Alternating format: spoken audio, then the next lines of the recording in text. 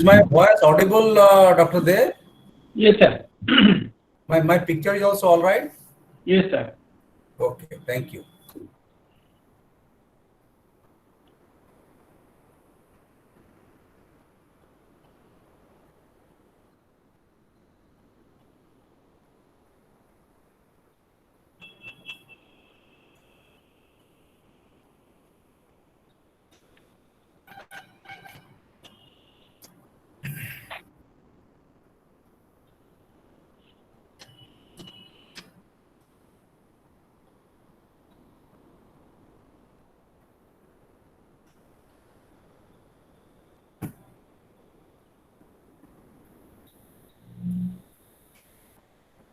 "46 people have joined, so let us wait for another 1 minute Sir.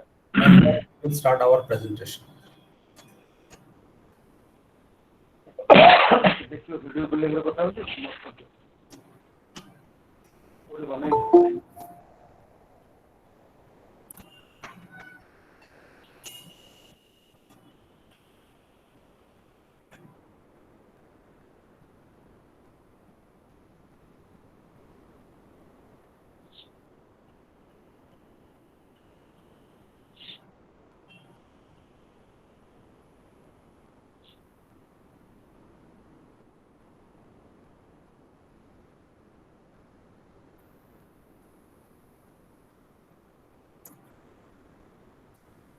Okay, good morning, dear students. Good morning, Dr. De. Good morning. It's a matter of pleasure that we are having online classes just to provide academic support to our B.Ed learners. In the first phase, we had completed the core courses, that is from BES-141 to BES-125. And from yesterday onwards, we have started our content-based methodology for this B.Ed program, that is from BES-141 to BES-145. So yesterday we had started with teaching of science, that BES-141, and most of the issues which were presented there in BES-141 Block 1 have been dealt with by Professor De, who is, as I have already told you, is a senior counselor and is senior teacher in a training college in Baripada, Government Training College, Baripada. And he's also teaching this subject since pretty long time. And he is very much with us online. And he will be talking to you on Block 2, which is based on teaching learning of science.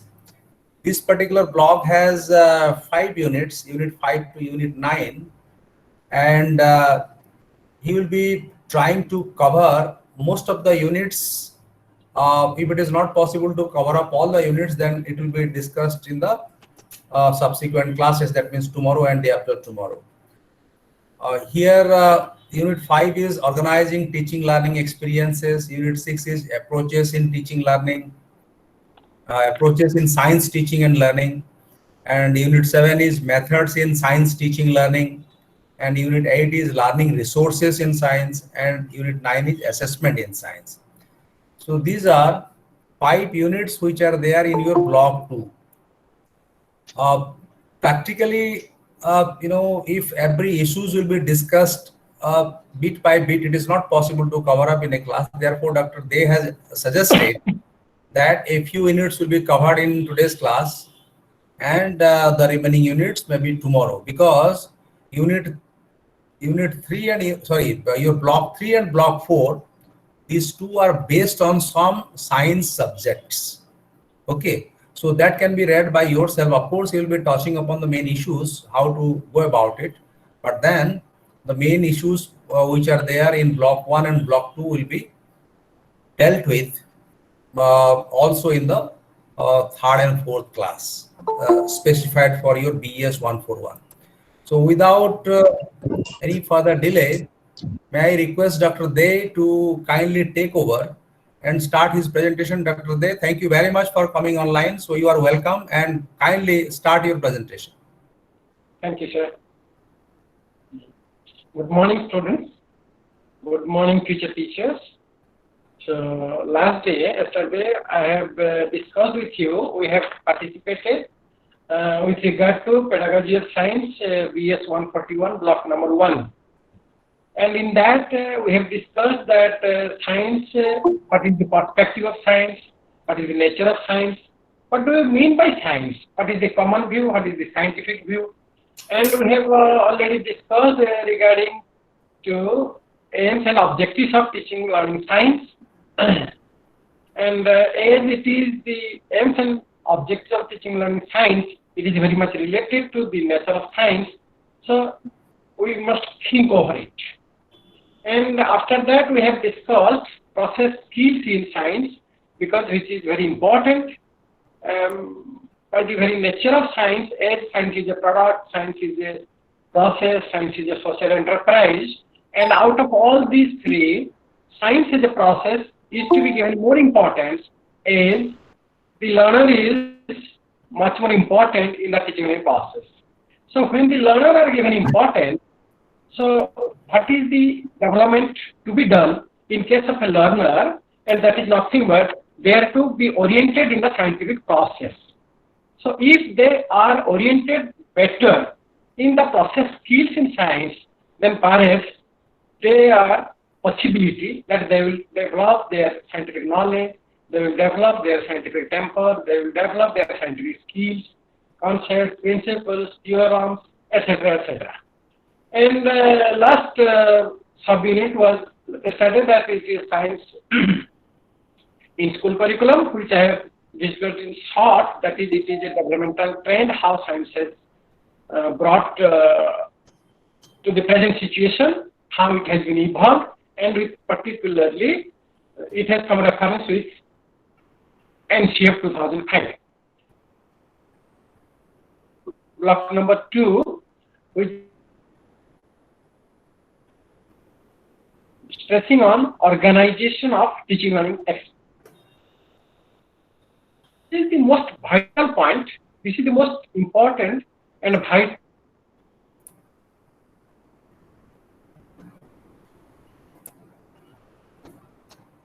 Theoretical aspects as to that of a teacher.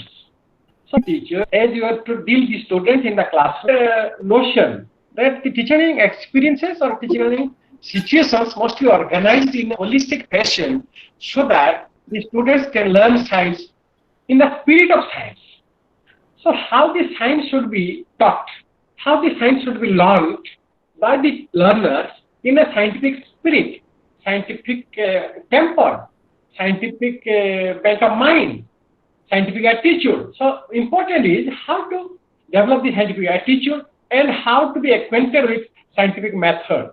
So scientific method is nothing but the way by which the student, the learners can learn scientific facts, scientific concepts, scientific procedures, and also, last but not the least, the metacognitive aspect.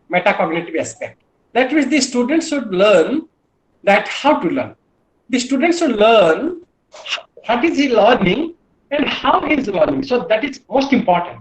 And it is stressing on self-learning, self-knowledge. So self-knowledge or if the knowledge of the self is evident in case of a child, then perhaps he can reach to the metacognitive level. And if it is attained by these children, perhaps the real learning is possible.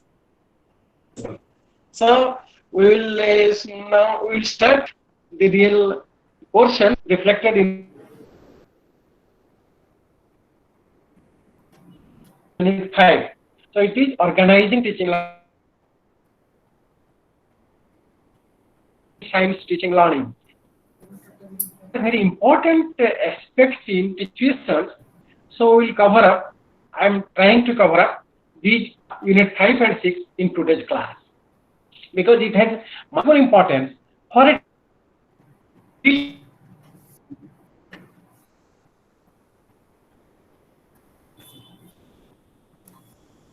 organization of teaching learning experiences. That means there should be teaching experiences to be made by the teachers, and there should be learning experiences to be availed by the students. So there is a much more intimate relationship existing between teachers and students. So it is not a small thing because the shape of a country, the development of a country, development of a nation depends on the classroom situations. If the classroom situation is much more important, if it is well developed, perhaps the destiny of a country shaped in a classroom.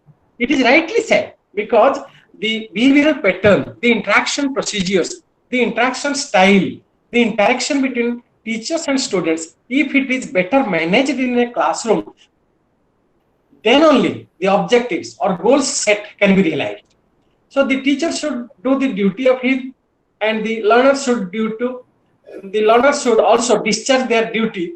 That means the learning component. So how the teacher is becoming competent while organizing teaching and learning processes. So while he will organize teaching and learning processes, at the time the most important point or central point is learners. So the organization of learning, that means the learner should be kept at the center. What is the meaning of? That means the students' attitude, students' knowledge potential, students' interest, students' intelligence, they are to be cared for. So if we do not consider the students' need, students' previous knowledge, students' present motivations, then perhaps the teacher cannot satisfy. The objective set may not be realized for the purpose, or may not be solved in a long run. For that, the various process skills are to be applied in the organization of teaching learning process. So what is process skills? We have discussed in previous classes. And really, what is the important duty of a teacher? The important duty of a science teacher is to orient the child in such a fashion so that the children will get knowledge and the children will change the behavior. What is that behavior? That means cognitive behavior. So what is that cognitive behavior? That means the child should change the knowledge potential, the child should change their remembering capacity, the child should change their understanding behavior, the child should change the applications behavior, the child should apply this study in his real life situations. If the child is able to create something new out of the experiences made from the teachers, perhaps it is the right kind of cognitive management, cognitive development in case of a child, and it is the important objectives or aims of or goals of science education. So science education has, what I have discussed yesterday, before 2005, it was composite one, like knowledge was developed, scientific knowledge was developed, and it was not separated. And after 2005, the stress is given on the development of knowledge as well as the development of cognitive processes. What is cognitive processes? That means we are incorporating those as process skills. So one of the important duty of a teacher is to link the content with the process skills. So what is to be taught? If that particular topic is to be taught, what kind of changes it is possible in the case of a child? So what type of changes it is made? It is nothing but process development. So if the students are able to develop in their process of learning, that means what is the process? Scientific process, we have narrated. Observation is a process, experimentation is a process, classification is a process, inference drawing is a process, then measurement is a process, and then prediction is a process. Because if these verbs, if these qualities, if it is properly taught, properly learned by the students, properly taught by the teacher, perhaps this is better interaction, and this is the right kind of development of learners. So in order to develop the learners in the their whole development, all-round development, the students are to link the contents with process. They have to link the process with the contents. If I want to know, if a teacher wants to know that the students should get knowledge, the students should get by heart several definitions. So at the time, if the importance is remembering, or importance is the definition of suppose speed. So in this way, when the topic speed is Dr. De, taught, hello, Dr. De, sir. I would like to make a small announcement here. Some students have switched on their video. Mr. Santosh Gochayat, you are eating and you are just you have switched on your video. Please switch it off, because it gives a wrong signal. When you are in a public platform, you should not show your personal. You are in bare body and you are eating, so that gives a very wrong message. Okay, so please show decently. So please switch off your video. If you want to perform your own work, please switch off your video. Dharanidhar Devri, please switch off your video. Please switch off your video. Just listen to the lectures given by Dr. De. And towards the end, if you want to ask question, then switch on your audio video and ask. Okay. Those who are listening silently in a decent manner, they can switch on, no problem. But suppose somebody is in bare body, somebody is eating, somebody is performing homework at the same time listening, switch off your video. Okay. Dr. De, please go ahead. Sure. Dear students, dear teachers, future teachers, so as this is an important topic, question, and you are the real actor in the class, because your role, it has more meaning to the future generation, for future of the country, of the class, for the maximum learn. So you should be much more patient in hearing and try to understand what I am trying to make you understand. If you have any doubt, we will discuss at the last part of the. So when the teaching learning experiences are organized, the role of a teacher and the role of the students is not minimum. Both are having a complementary role model, and for that, as the importance is given to develop the process skills of the students. For that reason, when a content is chosen to be taught in a class, at that time, what kind of behavioral changes is inherent while teaching the particular topic to these children. So if it is made clear for the students and for the teachers, then perhaps that kind of linking will facilitate learning. If the linking is not made in a suitable manner, if there is mismatch between the link of process skills and particular topic or knowledge domain, and the organization may not be managed in a suitable way as expected, because all the time aims and objectives or goals are to be realized, and it may be coined as it is the most important part of the teaching learning process. For that purpose, I will discuss what do you mean by linking process skills with content. It is most important for organization of teaching and learning. Suppose one topic, you can say fundamental unit of life of class 9 that is to be taught. So in that topic, in that chapter, there are various parts. So I am to, as a teacher, he is to teach origin of cell, basic structure of cell, then types of cell, then types of cells of, it is two types, one is prokaryotic and second is eukaryotic, then difference between plant cell and animal cell, then it may be there are various cell organs and their functions, it may be the structure and functions of the microscope. So when these subunits, these subtopics, these sub-concepts are dealt in the classes, so really, what is the important process skills involved? When the origin of a cell, it is to be taught, you all know, you all agree that observation is a skill, it is to be developed. When basic structure of a cell, it is to be taught, and certainly you will agree that observation is to be developed. If the types of scales may be prokaryotic and eukaryotic are to be taught, it is observation and comparison, because the student will observe, the student will differentiate, the student will compare. So this comparison and observation, these are the process of skills, these are to be developed.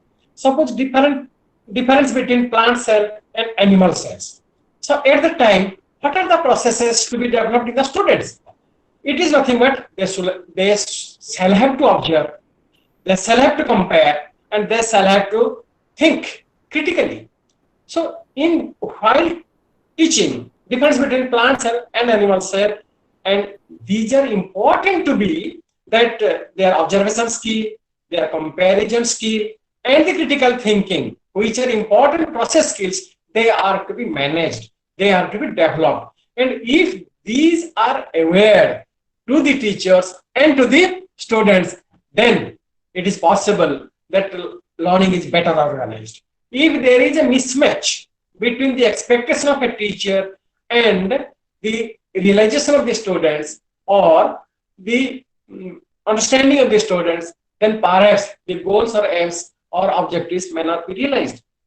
Hence, it is important that when a teacher is deciding that this topic is to be taught, it is that teacher who is to list, by teaching this topic, what kind of behaviors, what kind of processes are involved, so that in that training can be made, in that the development is possible. And for that, various learning activities have to be made, various learning resources are to be restored, and that are to be properly used while teaching is organized, while teaching learning process is organized. So the teaching is not a singular component, or learning is not a component which is clearly different than teaching. Teaching, it is one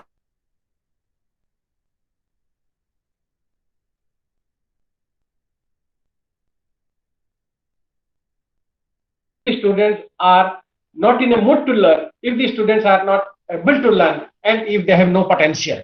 So both are complementary to each other. Then second part, when then second examples, you see that we have 4 kinds of knowledge, because we have made it in 2 dimensions. At one dimensions it was knowledge domain, types of knowledge, and other dimensions it was various cognitive processes.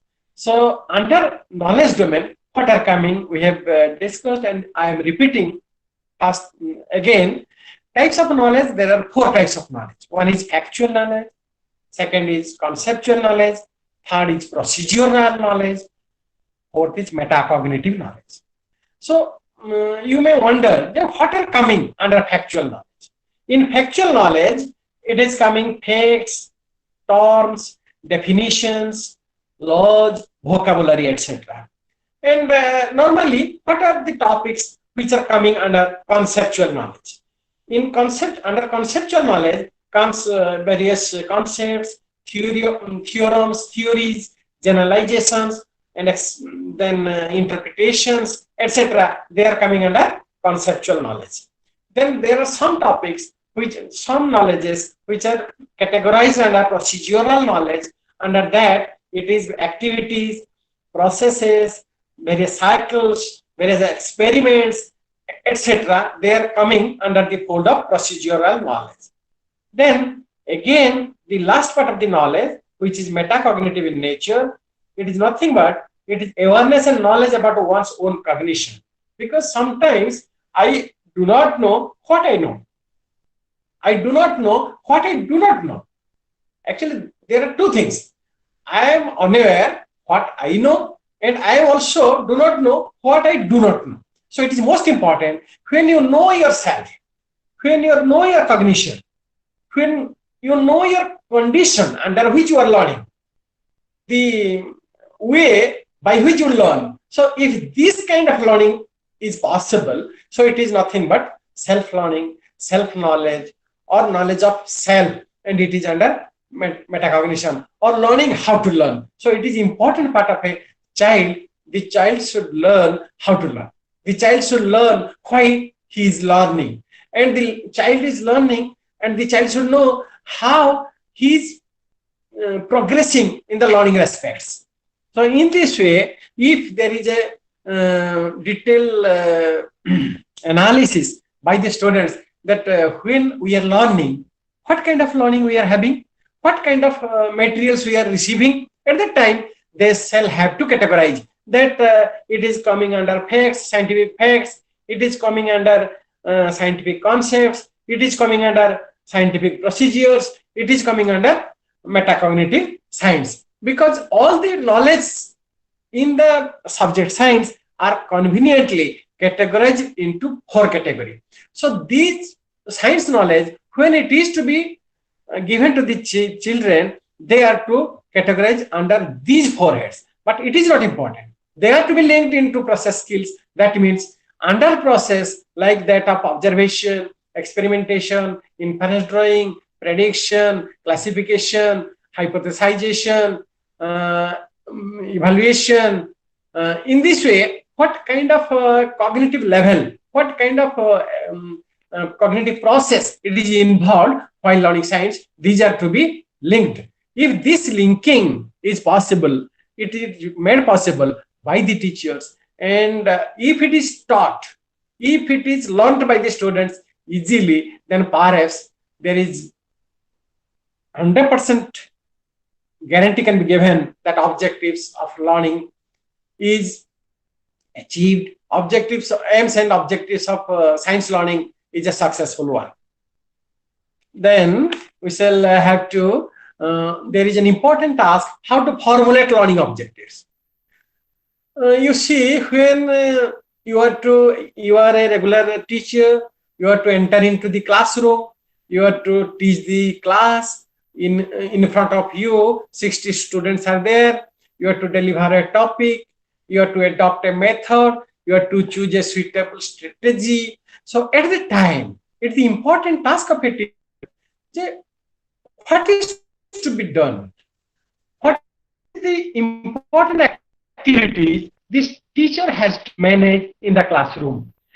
And it is not important, rather, it is important that what kind of learning experiences the students have to do, what kind of learning exposure it is to be made to the children, what type of changes is needed in the children, maybe in the respect of cognitive process or in the respect of knowledge domain. So there are 2 important portions, what kind of knowledge is to be imparted and what kind of processes are involved. So both are cared while formulating the learning objectives. It is said, it is written as formulation of learning objectives because it is not written as formulation of teaching objectives. Formulation of learning objectives, it is highlighted because the objectives are to be realized in the end of the children, and it is the children are more important rather than the teachers. So the mention that the learning objectives are to be formulated. It is not written that teaching objective. You can say, I am a teacher, I have this kind of objectives, I have this kind of purpose, so I must write, I shall teach this, I shall apply this, I shall use this, I shall monitor the class. No. How the students should be monitored, how the students will learn, how the students will be managed, what kind of information the students will have, what kind of changes there is, what kind of changes in the cognitive level in the students. So when the objectives are to be written, the objectives are to be written in terms of students, in terms of learnability, in terms of the students' behavior. So in that way, focusing on the students, focusing on the learning into picture, focusing on the cognitive processes, focusing on the topics, the learning objectives are to be formulated. While formulation of learning objectives are to be made, there are many important parts are to be focused. That how to. So when the objectives are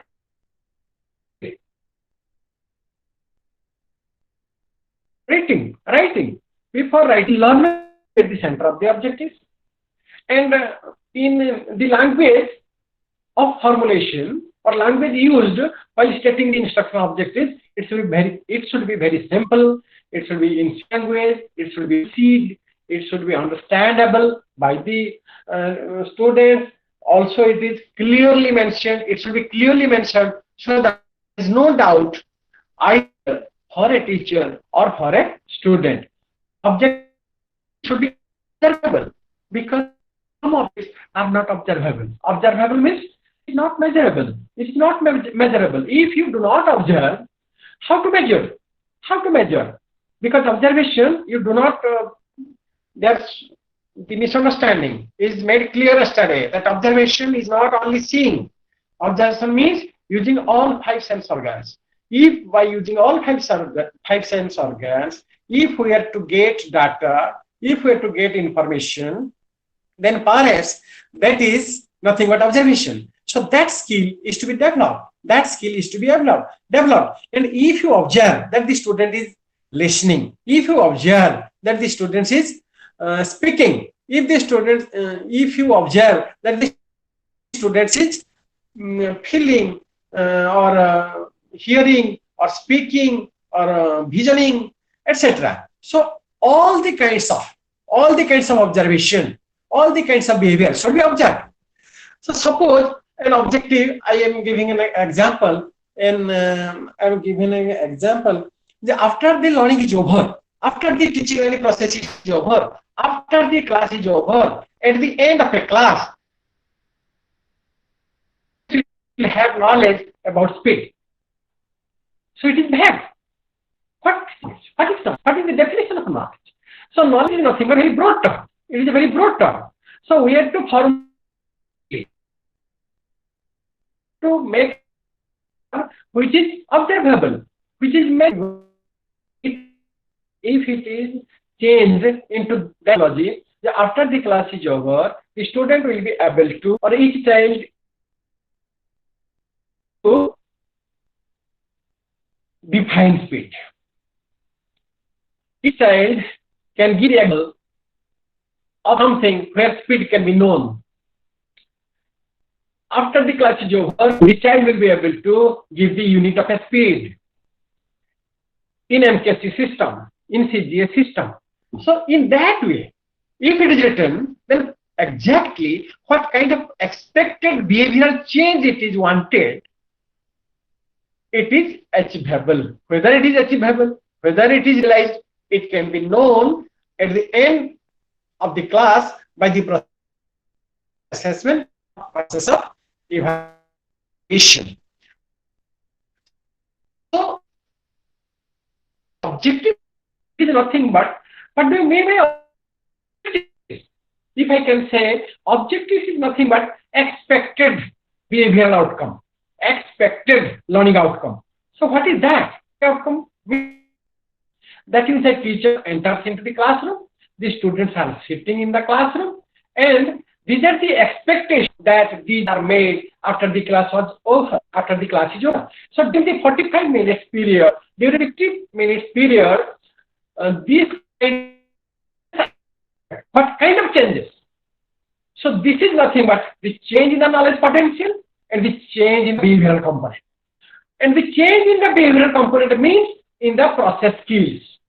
The change in the behavioral pattern means in the behavioral component. That means which can be defined verbally, which is measurable, which is observable. If you cannot observe, how can you measure? If you cannot measure, then how can you assess? If you do not assess, how can you know whether the expectation, what you have made before entering into the classes, it is realized? If you do not know the achievement of the students, the progress of the students, the difficulties of the students, the doubts raised by the students in the classes, so how to develop the class, how to accelerate the class, how to move on? For that reason, we have to fix objectives. That means what we have expected from the children, it is to be written under the formulation of learning objectives and writing of learning objectives. So in this way, the objectives should facilitate learner to acquire knowledge. So objectives are to be observable. Objectives should be written in the simple word. Objectives should be very direct. It should not be indirect. It should be easily understandable both by the teachers and the students. And when you are to set objectives, they are to center around the children. Suppose a topic nutrition is there. I am giving an example, topic of nutrition. So nutrition is to be taught in the class. At the time,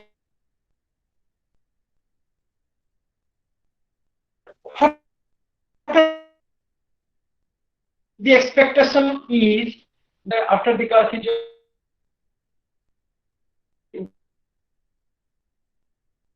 made over, the student would identify types in plants and animals. They can differentiate autotrophic and heterotrophic nutrition. They may explain. They may establish a relationship of the types of nutrition with immediate environment.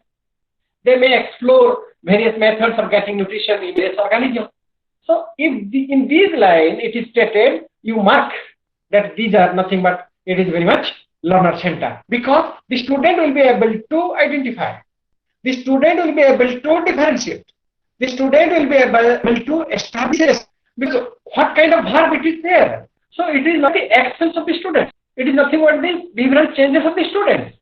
So difference, when they are classifying, they are differentiating. So this is nothing but it is a behavior. This is nothing but it is a behavior. It is a process, science process. So the students are accustomed. And when the student will explore various methods, that means they are inventive mind. Their creation of inventive mind. They have thought properly. But sometimes it is said, it is explained, the students to explain, the students to different, sorry. If the objectives are set, the teaching learning is made for explaining this topic, to differentiate this topic, to demonstrate relationship, to explain something. That means if in these terms it is written, perhaps it is teacher center, because it is teacher focused. Teacher center, that means the teacher will explain, teacher will demonstrate, teacher will differentiate, the teacher will explain. It is not, because we have to formulate the objectives in terms of their behavior, which are observable, which are simple, lucid, which is understandable, which is very.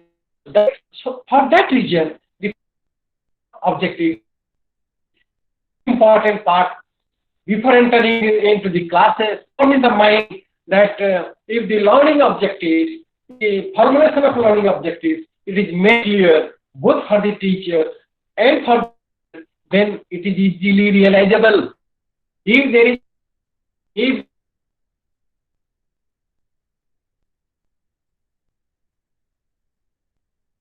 what to do. So for that reason, what is the activities the teacher is to do in the class? What is the arrangement to be made by the teachers?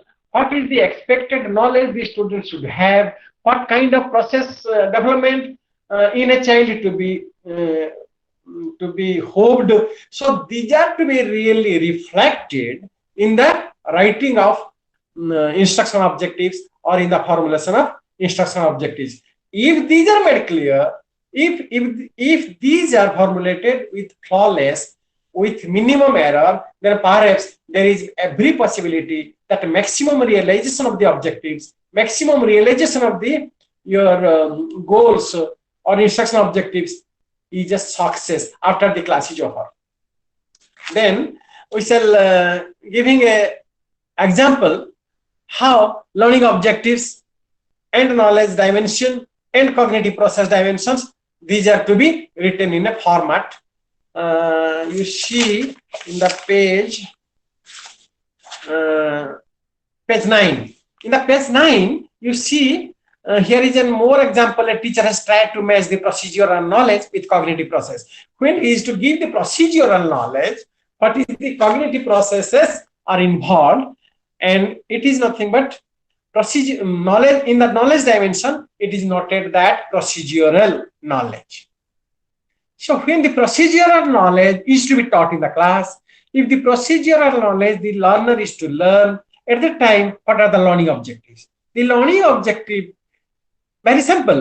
It is making a simple, one example is given, how to make a simple torch.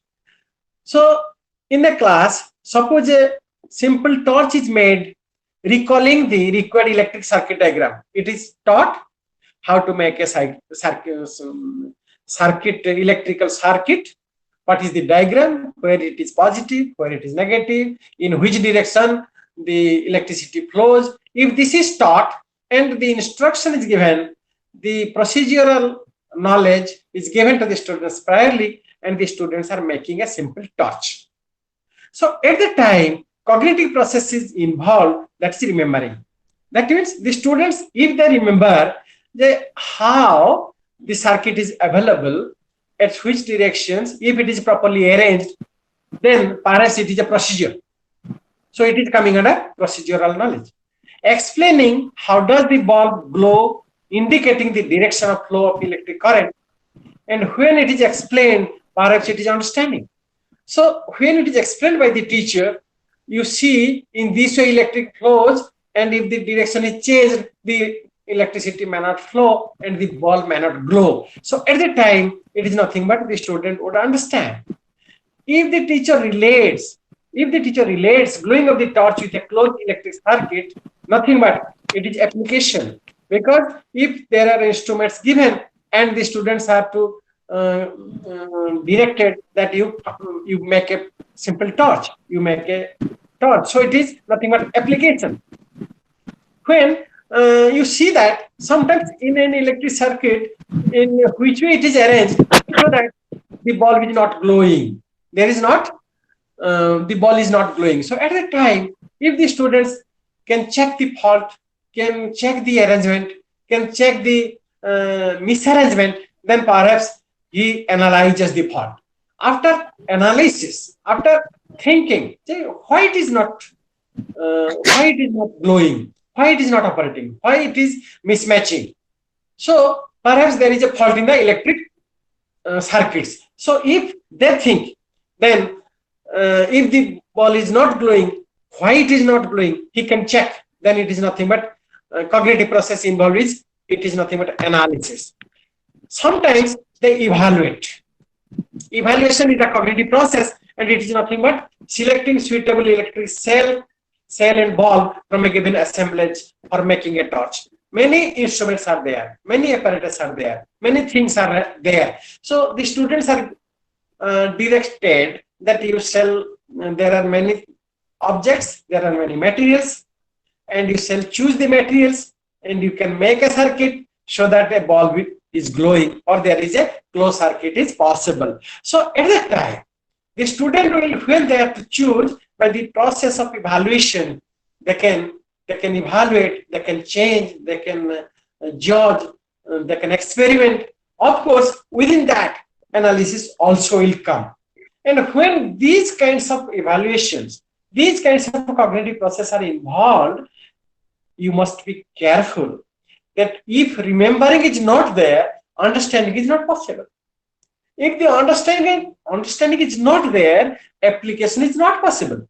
If the analysis is not there, then evaluation is not possible. If the evaluation is not there, creation is not possible. So it is hierarchically catered, graded, arranged, because remembering is the very simple form of cognitive ability, cognitive process. There is sometimes it is said that if you do not create, perhaps you may evaluate. It is possible. But if one says that he is able to create, but he has no analysis power, it is wrong concept. Sometimes something it is said that he has better understanding, but he has no remembering. It is also a vague statement. Because without remembering, understanding is not possible.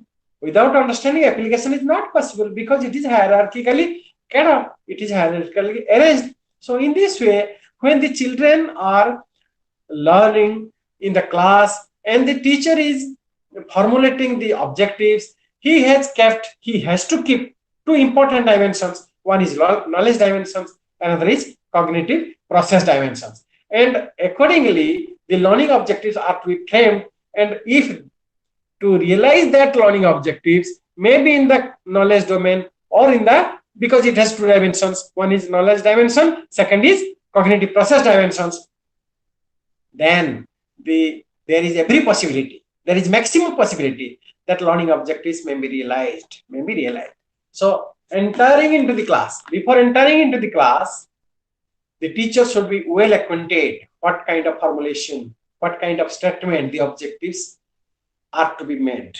And the students, the objectives are made in such a fashion, in such a words, in such a language, so that it is realizable, it is observable, it is measurable, it is very simple, and it is student-centered. And for that reason, there are certain verbs are to be incorporated. So how to write it? You please be careful. Sometimes if you have pen and paper at that, you can write, you can have certain notes, minimum notes, because for that reason, I am speaking a bit slower. How to write learning objectives? So learning objectives, it should be written in such a fashion that it should be based on the previous knowledge. Because a teacher is regular teacher. When he is entering into the classroom, he knows what is the pre-existing behavior, what is the background knowledge of the students, what is the process skills they are to be developed, and the knowledge dimensions, what kind of knowledge dimensions are to be realized. So two to three important points. What is the learning background? What kind of pre-existing knowledge? What kind of process skills are to be managed? What is the present information or present knowledge level, knowledge domain? It is to be realized. These important factors are to be highlighted while writing the learning objectives. So in the case of cognitive process and in the sub process is remembering, what is the exact behavior? What is the exact action a child has to do? Because if the child do not act, if the child do not behave, if the child do not change, then perhaps how the change is possible? Maybe in the cognition or in the knowledge domain, because there is a maximum change in which direction it is necessary, in the direction of knowledge domain, knowledge potentiality, as well as in the process of cognition. That means in the knowledge, in the process domains, scientific process. So for that reason, the cognitive process, if it is said that remembering, then there are certain parts. Well, one is listing, second is defining, third is leveling, fourth is enlisting, etc. Why it is written? Listing. Suppose the student is able to list different types of states of matter. So when the child is listing, it is nothing but it is a kind of observable behavior. Listing. Because when the child is listing, you can check. And when the listing is correct, then you say that he has remembered well. But if you say that the child will remember, What kind of remembrance? What he will remember?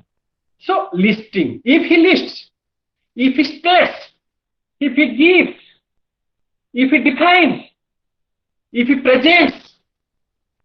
So as a presents, lists, states, defines, labels, and list, corrects the errors.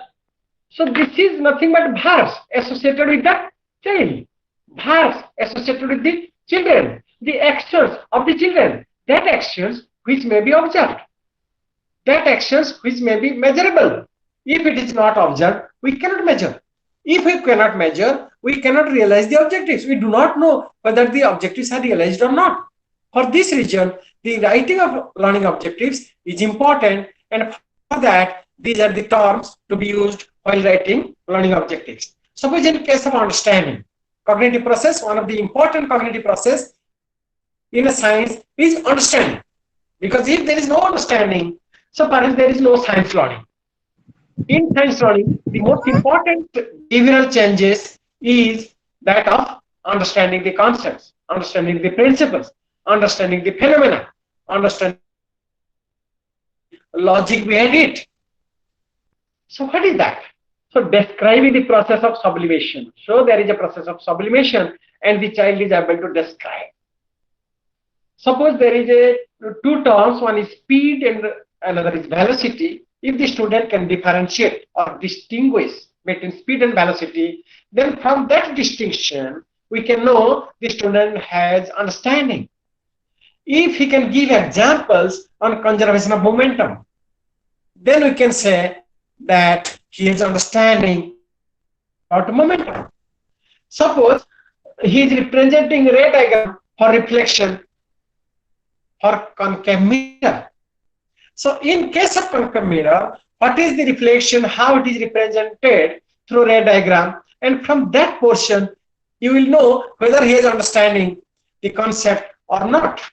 So when the understanding is to be known, understanding is to be realized, you have to put these verbs like describing, distinguishing, giving examples, or representing the diagram. So these are nothing but the particular actions the child is doing, the particular activities the child is doing. From that, only you can realize, only you can measure whether the understanding behavior is done or not, when the understanding behavior is developed or not, whether the students have understood the particular material or not. Like after understanding, it has come applying. So what is application?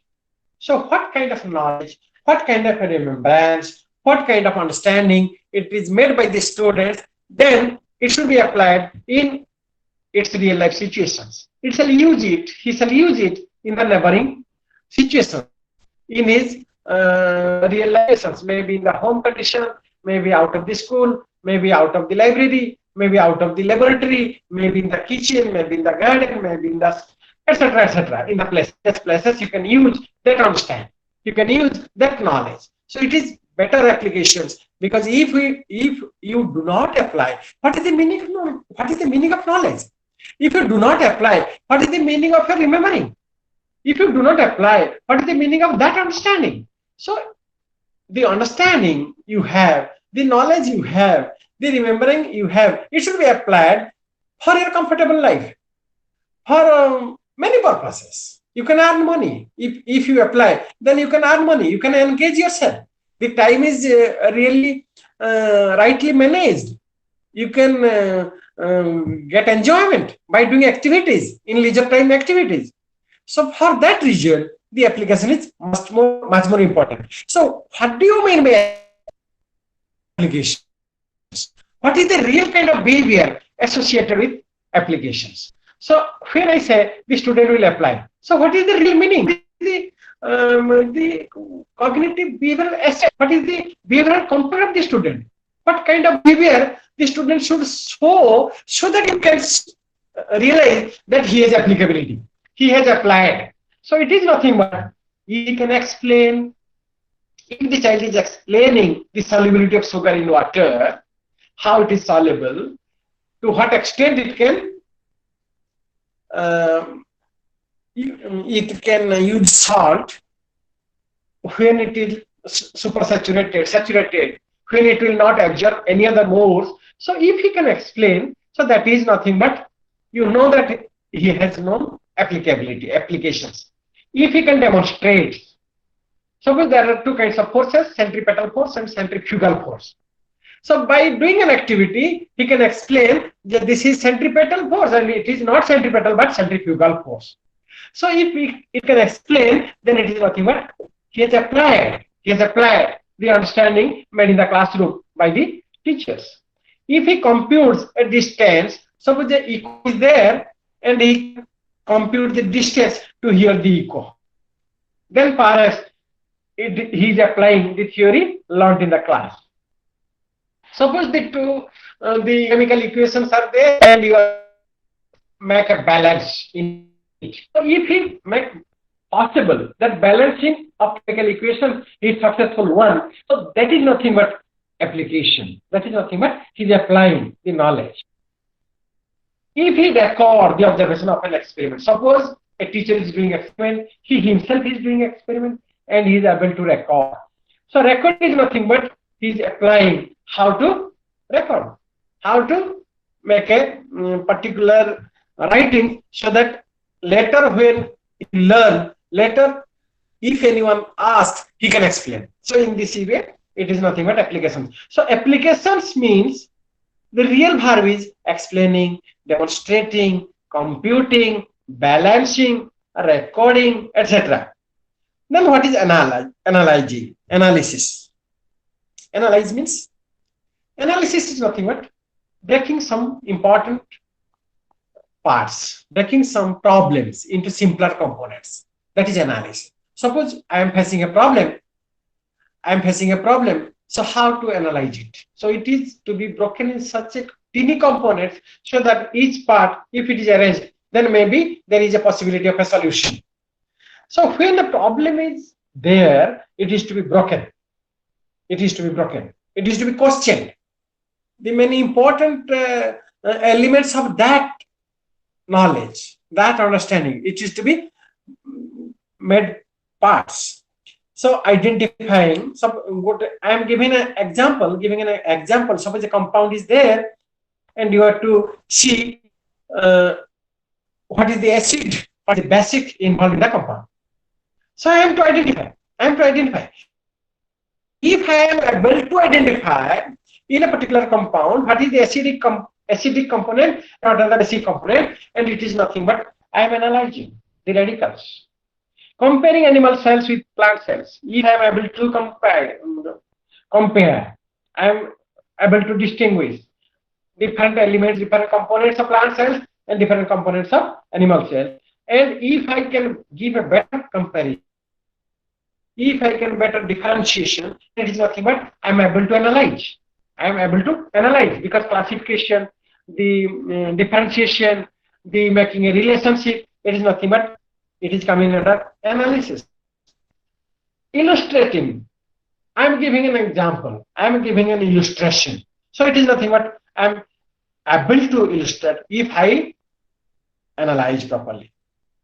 If a numerical problem is given, you have to solve it. And before solving, you have to analyze it. If you do not analyze, if you do not relate that problem with pre-existing knowledge, pre-existing solution of different problems, if there is any relationship with this present problem, if you do not involve in that process, perhaps you are not having analysis. In this way, then remember understanding, applying, analyzing. Then there are more parts. It is synthesizing. It is not synthesizing because it is changed. Last part, creation and evaluation. So in the process of evaluation, selecting a suitable electric cell and bulb from a given assemblage, what I have discussed beforehand. Then we'll in this way. So I am again consolidating. While writing learning objectives, the important is giving on several verbs associated with the cognitive processes.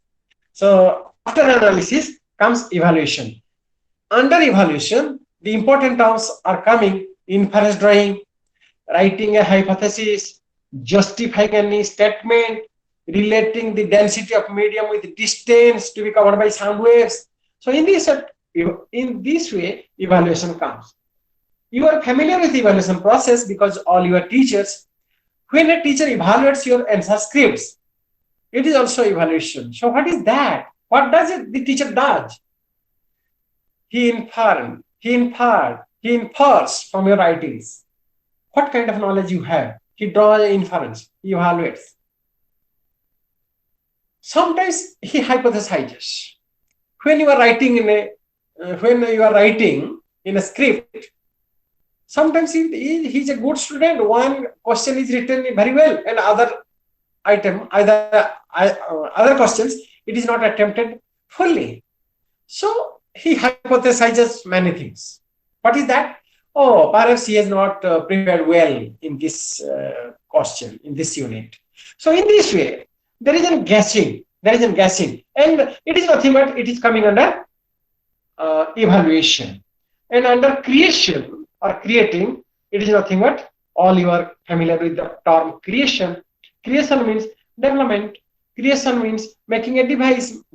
Create a new innovation, novice, and devising a crossword puzzle. Anyway, if it is created, if it is designed, if it is developed, if it is made. So these terms: developing, making a device, devising a crossword puzzle, designing a role play, playing a role. So these are the verbs. If the students are confronted with, then these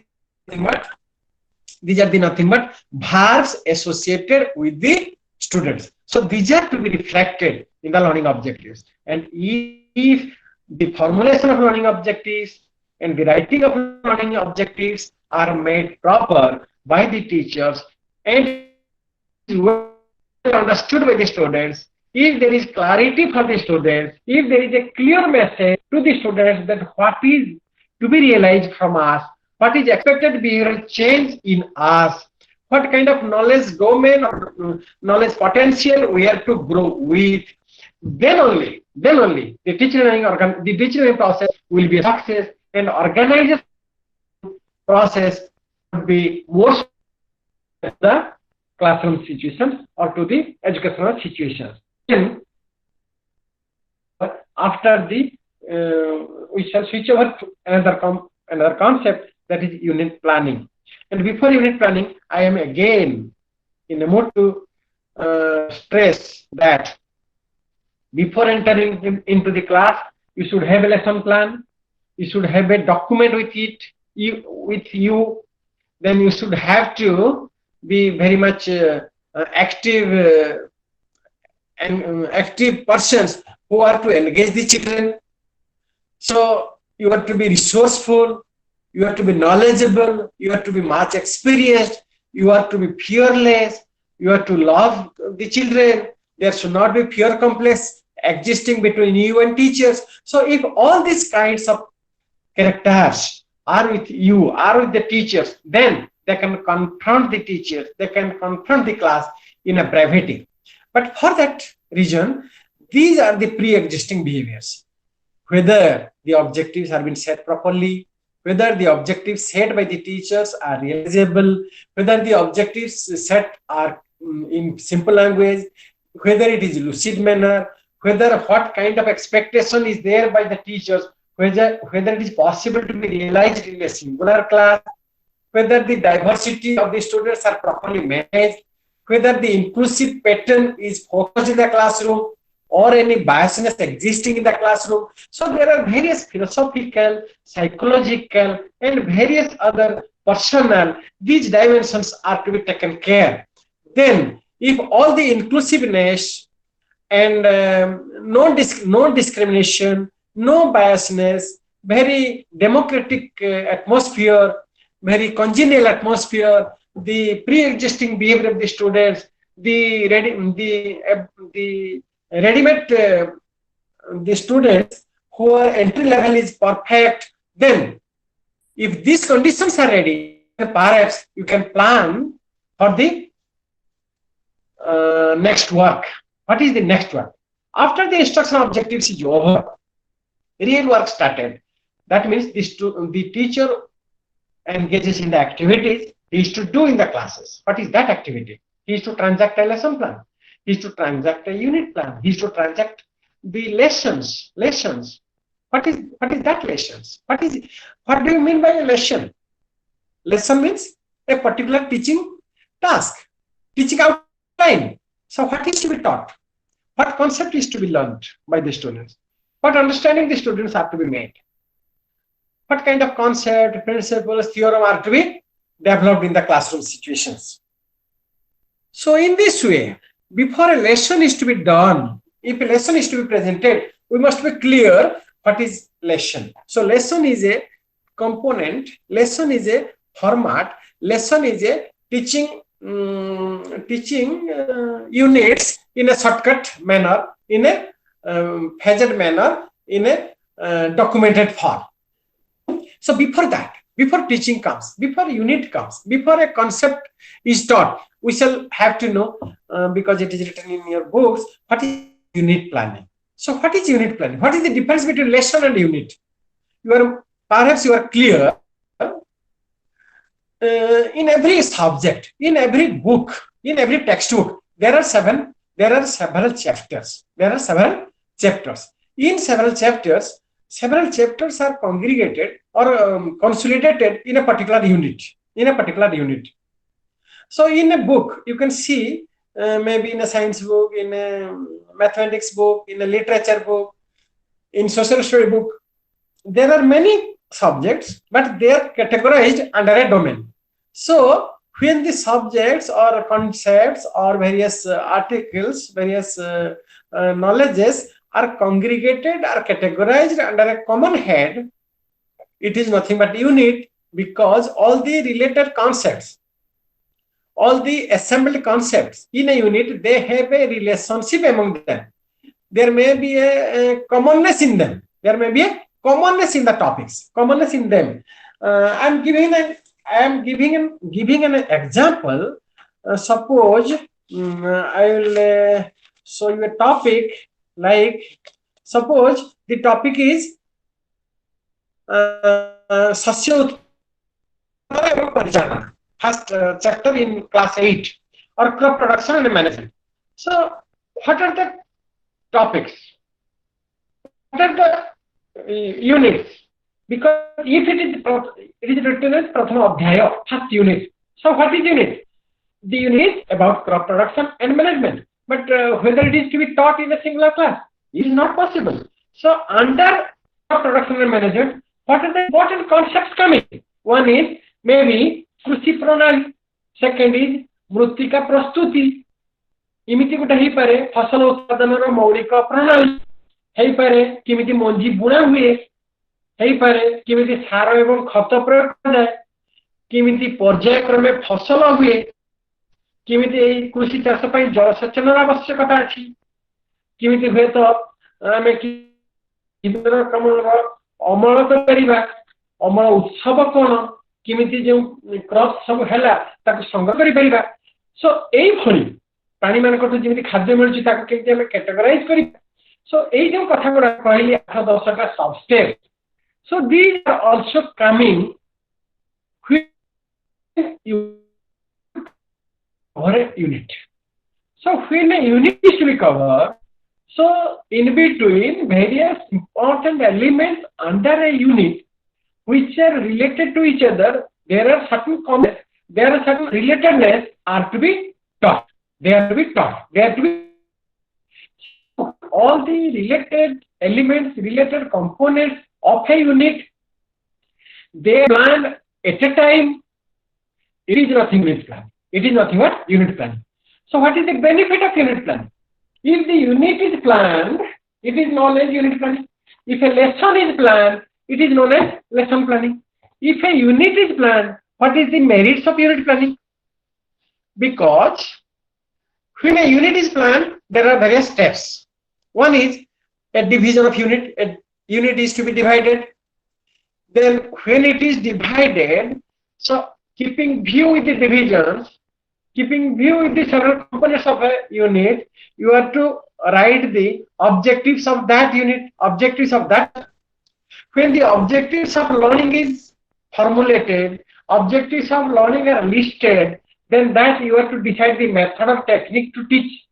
Because in order to deal a topic, there is a proper use of method or proper use of strategy, proper use of technique to be adopted, to be used by teachers. So at that time, you have to decide the proper method or strategy or technique. So it is to be made. So planning about interaction, how to plan. So this is the 5 to 6 lessons, 5 to 6 topics in a particular unit. So how to plan, how to transact, how to write questions. What are the type of teaching learning materials? What are the type of questions to be asked to the children? And if it is the questions asked to the children, and these are the teaching learning materials, then at the end of a session, the end of a class, what kind of questions are to be asked? So in this way, if all the talk, what I this, if it is presented in a format, then it is nothing but it is a unit plan. So what is unit plan? Now in unit plan, there should be written a number. Then there will be various topics under a unit, because in the unit there may be 10 topics, there may be 8 topics, there may be 12 topics. Sometimes the unit is considered for the region that the related subjects, related concepts are incorporated in a common place. So there will be a common image will be created in the minds of a teacher and in the minds of a student, that they will develop a commonness and they will develop a common goal. Learning the that while you are to, the teacher is to make a unit planning, he is to give an importance on very what are the sub concepts are involved, and to deal with each sub concepts, what are the activities or strategies followed, what are the important activities to be conducted before the students, and if the activity is to be conducted for that purpose, what are the kinds of teaching learning materials are needed, if the teaching learning materials are needed, whether it is used properly,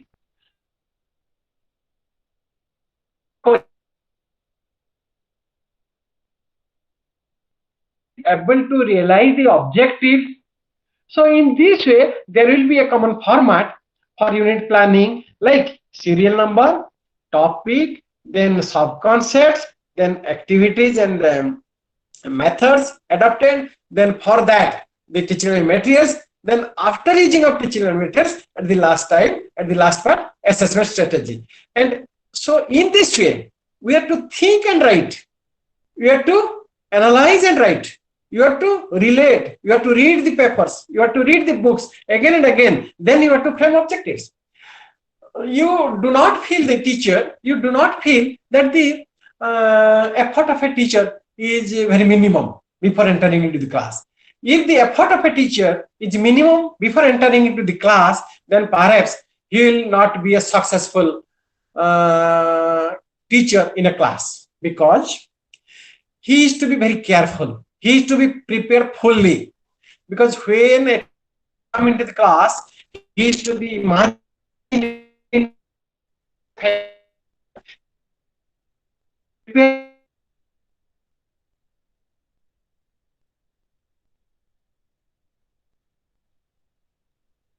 kind of questions are to be asked in order to explain the concepts in a better form. What kind of method I am to follow if the doubt arises by the students? What kind of learning objectives I have set, whether it is realizable, whether it is observable, whether it is measurable, whether it is feasible, whether it is written in a simple language. It should be born in the mind of a teacher. If these carefulness are taken care of, then only there may be a success in the class. If the careless preparation by a teacher and he enters into the classes, then perhaps the learning objectives may not be fulfilled as desired, as expected. The satisfaction may not be made, may not be available to the teachers, that he is an unsuccessful one in this present point of time. For that reason, a teacher is to be fully prepared and he is to be plan a unit before entering into the lesson plan. Unit plan helps in respect that if it is made, it is a prior preparation to handle rightly in the classes. Actually, you should not be confused with respect to unit planning and lesson planning. Lesson planning is a plan if it is planned carefully by a teacher for a singular class. For a class of 45 to 50 minutes, it is a lesson planning. It is different than that of unit planning. So you may ask a question, what is the necessity of unit planning? Whether unit planning a teacher is to do or it has a direct impact on the students. Actually, a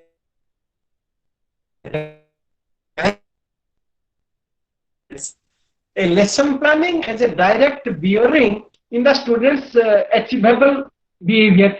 But unit planning, it is a document in the hands of a teacher, so that it is a preparing tool, or it is a tool beforehand, before the exact taking of the classes. When the teacher is to take a class, maybe 5 to 10 classes to complete it, if he prepares a unit plan, then there is a clear image will be born in the minds of what kind of topic, what kind of information, and what kind of methods, what materials, what kinds of questions, what are the kinds of assessment procedures that we followed at different points of time in different days. So it is a preliminary preparation. It is a pre-interactive stage. You may say differently, it is a pre-interaction stage. So it is a preparation stage, but it is to be documented in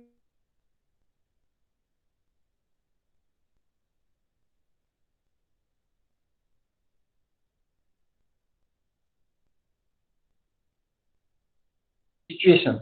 So it is a kind of tool which gives we can say, it will have a focus.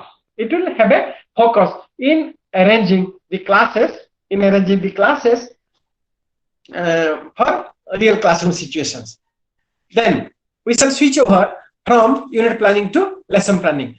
I'm giving emphasis again when you will engage in our workshop classes. At that time, in that classes, there will be exercise of unit planning, there will be exercise of lesson planning, there will be exercise of various practical activities then and there, so that you can have a direct experience. You can get the direct experience how to develop a lesson plan. Now, with the theoretical background, theoretical perspectives, I am explaining what is unit planning and what is lesson planning.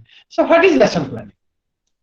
Lesson planning is nothing but it is a very short term or micro level planning, which involves under lesson planning, what are the important components are involved. One is identification of specific objectives. When I am referring to specific objectives, you have to be more clear. In few minutes back, I was asking that objectives, learning objectives. Now I am referring to specific objectives. Learning objectives may be of two types. So learning objectives, it is vague unless it is formulated. Learning objectives is vague unless it is stated properly. So learning objectives are to be stated clearly in two terms. One is general term, second is specific term. If it is stated in general enough terms, it is known as general instructional objectives. If it is stated in specific term, it is known as specific instructional objectives.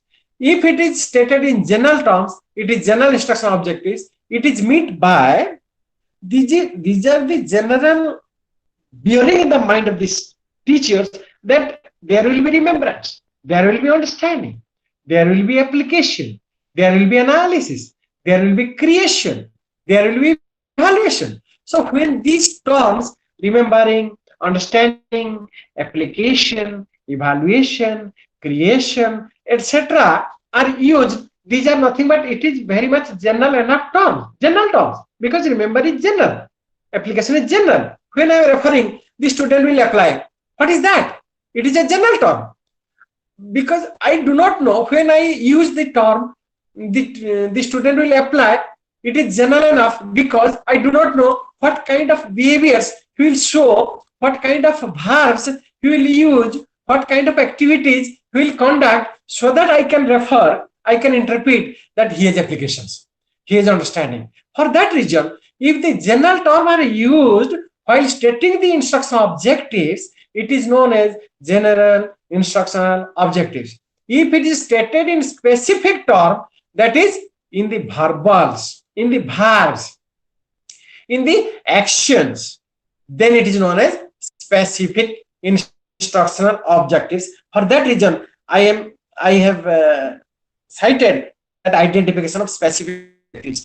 Few times back, I have listed you, I have given you, in case of remembering, if remembering is general, So specific is, what is that? Listing, defining, labeling, and listing. So listing, defining, labeling, and listing, these are the works. These are the activities. These are the actions of the children, which can be observed, which can be measured. For that reason, it is known as specific. But if I do not use the term listing, defining, labeling, and listing, at the time I may refer, the student remembers. So it is general terms. So for the realization of objectives, there are two terms written before lesson planning is made. One is general instructional objectives and second is specific instructional objectives. General objectives, it is meant by after covering a topic, after covering a lesson, after covering a chapter, there is a remembrance. There will be a remembrance. That ability will be born in the minds of the student. But really, when transacting a particular topic in a classroom, what kind of immediate benefit, immediate realization of objectives? It is nothing but listing. It is nothing but defining. It is nothing but labeling. It is nothing but listing. So these are the nothing but the students' behavior, the students' actions. So if the students are acquainted with the actions, if the students are acquainted with the behaviors, if the students are acquainted with the verbs used in the formulation of objectives, then, oh, it is nothing but it is realized. It is realized. So it is very much specific. Specific to the class. Specific to the 45 minutes period. Specific to the 50 minutes period. For that reason, it has been emphasized that in lesson planning, the identification of specific objectives, it is bearing important points. Second, after specific objectives are identified and written, then appropriate contents and activities are selected. So in order to achieve the particular objectives, in order to realize the specific objectives, what content materials are to be given? What kind of activities are to be conducted? Whether this content, these activities are appropriate for realization of that objectives. These are to be ascertained. If the contents are given, the activities are given, but actually they are not helping for realization of objective. So it is the class without any objectives, without any goal, without any rationale, because there will be possibility of less objectives realization. For that reason, when the objectives are to be set, because it is coming under cognitive process, it is coming under the processes involved, scientific process, because our sole intention is the development of scientific process. So if the objectives are set in specific terms, according to the specification of instructional objectives, we have to select the contents, appropriate content, and we have to select the appropriate activities for transaction of the contents. After that, we have to follow the procedure. We have to follow the procedures or methods for presentation of the contents. After the selection or identification of content and identification of the activities are over, we have to select in which way I am to teach, in which method I am to transact, how shall the activity are to be organized, how in which way these are to be presented to the students. And after the presentation is over, after the procedure is written, one important factor is there. You have to give an assessment. You have to give an assessment exercise, because you have set instructional objectives, you have set the contents, you have set and listed the various activities, you have chosen the various materials, you have adopted a particular approaches or methods. After using all these, whether the teacher is successful, whether the learning is successful, whether the objectives are realized, whether what kinds of specification is made, whether it is correlated with the contents given. After that, there are follow-up activities. In the assessment procedure, if you see that minimum students have understood, there is misunderstanding, then there is a question coming. Again, you are to activities, follow up the activities. In the next class, you have to replan. You have to redeliver the lesson.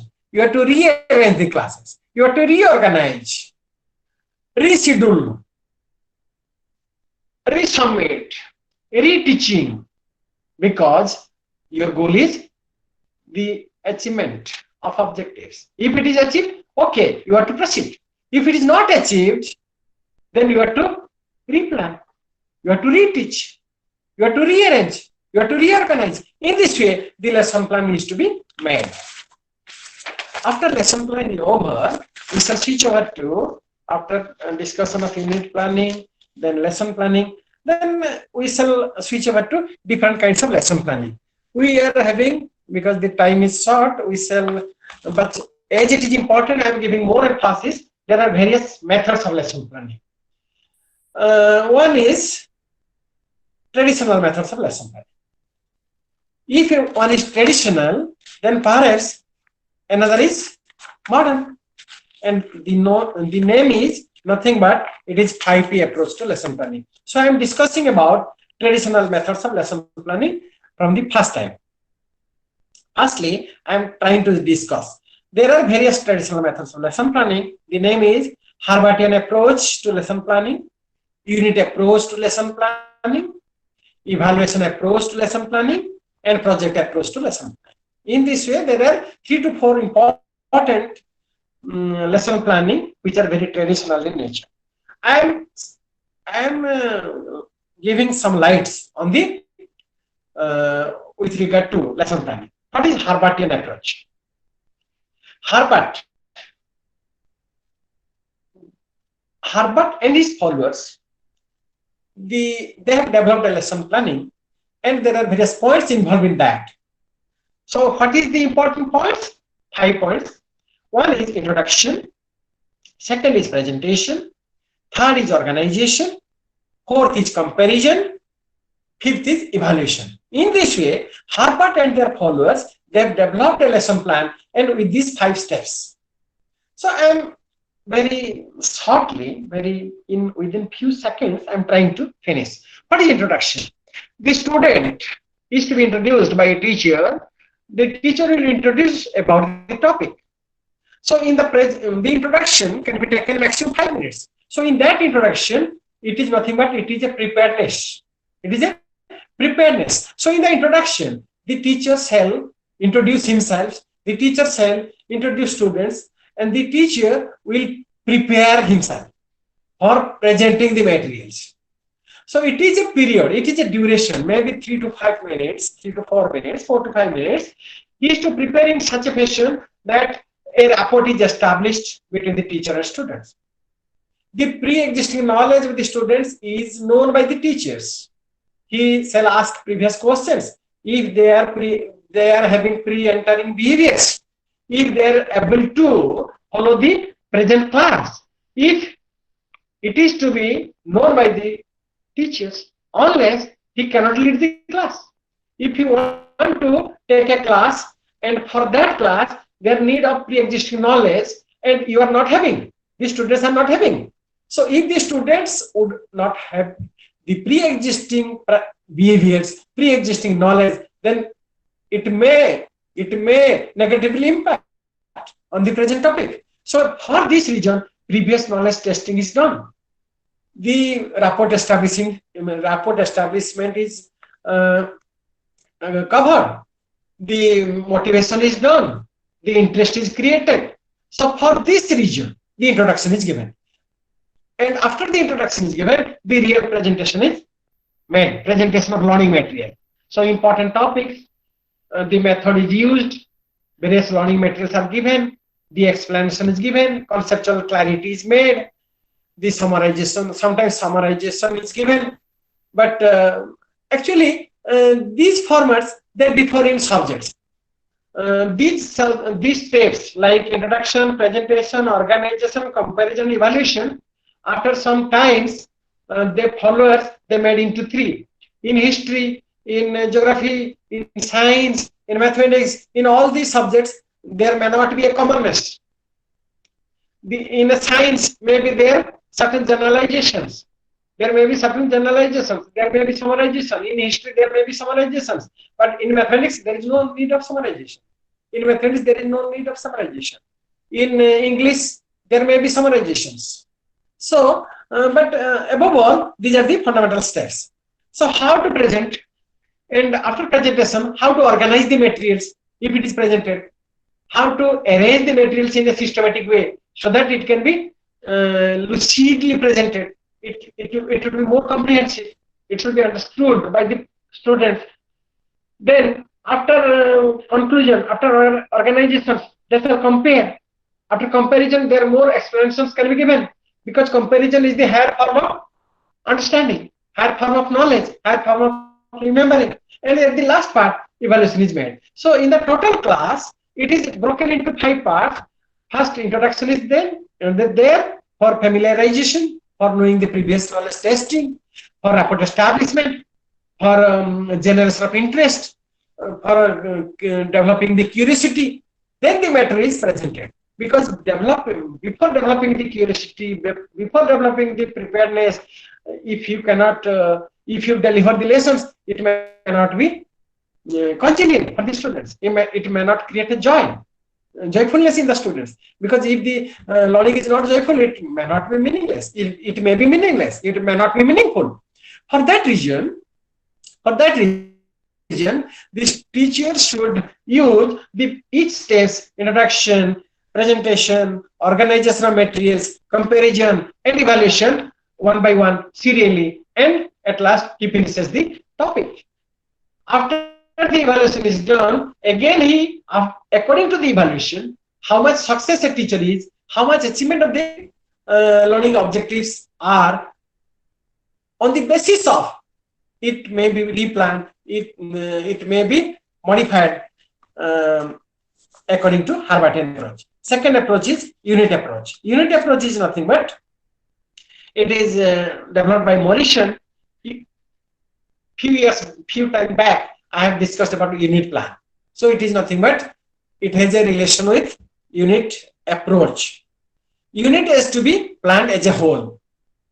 Unit is to be planned as a whole, because I have also discussed in the serial number are there, topics are there, sub concepts are there, activities and strategy to be followed, teaching learning materials are to be used, and assessment strategy are to be used. So in this way, if the total sub concepts are to be planned in a sophisticated manner, it is nothing but unit plan. And for that purpose, it should be in a cyclic phase: exploration, presentation, assimilation, organization, and recitation. In this way, they are cyclic in nature.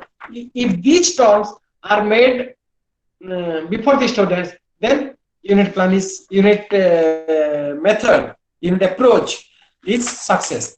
Really, in our classroom, nowadays, we are more acquainted with Harvardian steps.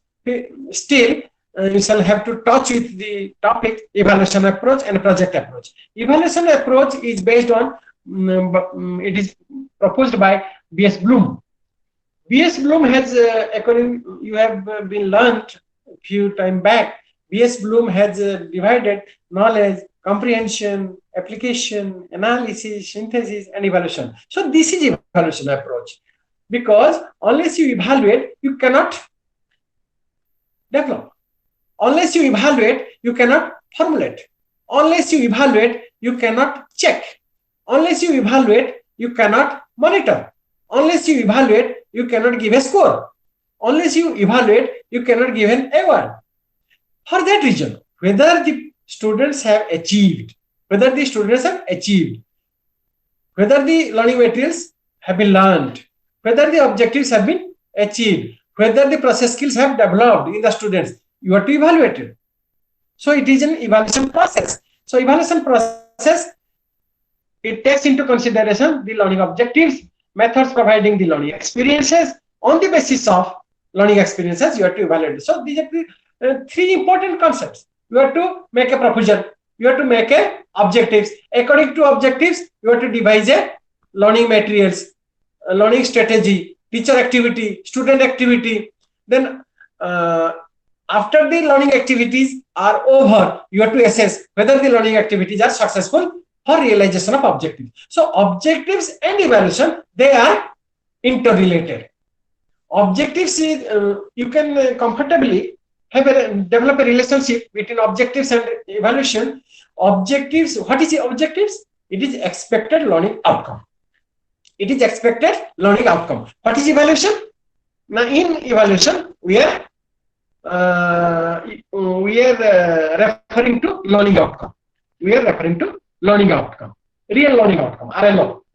So after the process is over, whether real learning outcome is possible, it is to be related with the expected learning outcome. It is nothing but objectives. So objectives is equal to expected learning outcome, or ELO. Objectives is equal to BLO, behavioral learning outcome.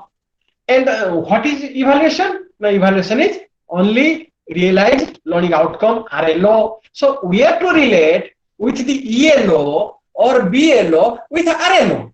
So, and which is impossible, which is possible, which is responsible, it is nothing but teaching learning process. So if the teaching learning process is having a component which is related to ELO as well as RLO, then perhaps it is a successful class. Because after the formulation of objectives, you have to organize the teaching learning process. So teaching learning process can lead to evaluation. So in this way, this is developed by BES-Bloom. And fourth is project approach. Project approach is developed by Dewey and Kilpatrick. Dewey, he said that project method, it is a individualized method. It is activity method. Without activity, the student cannot learn. So if the student is involved in the doing project, what is project? Project is a wholehearted activity. Project is a purposeful activity. Project is sometimes it is an assignment. If it is completed by the students wholeheartedly, if all the activities are he is engaged with, then perhaps it is real learning. Yes, it is real learning. So the emphasis given on project method, that is, it is a self activity, it is a social activity, it is an experience based, it is having a relation with the real life situations. It is also a learner planned purposeful task, because learner, he plans, because it is intentional, it is motivational, it is come from inner thinking, inner willpower. So it is a method, it is based on, or it is, we can say that it is an individual based method. Then what are the factors affecting lesson planning? Then location of a school, size of a class, age of a class, age-wise composition, what kind of age variety are existing in the classroom. Then how to write a lesson. Writing a lesson, there are various kinds of lesson. We are not giving much more importance to every part. I am referring to Harvardian approach, and the modern approach is 5P approach. Then we'll cover up this part only, because these are the very important. Then I will I am skipping evaluation approach and unit approach. Rather, I am referring Harvardian approach, and then I will refer to 5P approach. What is Harvardian approach? Harvardian approach is based on 5 parts, 5 steps. One is introduction, second is presentation, third is organization, fourth is comparison and evaluation. And after some time, there follows, in case of mathematics, there may be 3. One is introduction, second is presentation, third is evaluation. So within the term presentation, organization is coming. Within the term presentation, comparison is coming. Within the term presentation, the summarization is coming. The consolidation is coming. So according to the different subjects, according to the different contents, the format may be different. So what is that Harvardian approach? While you want to develop a format of a lesson plan under Harvardian approach, these terms have to be used. I have again emphatically saying that general information regarding the subject, topic, class, age level of the children, and estimated time. We are also referring in a lesson planning. How much time is it needed? What is the content? What is the subject? What is the class? What is the age level of the students? Then second part, it is teaching learning objectives.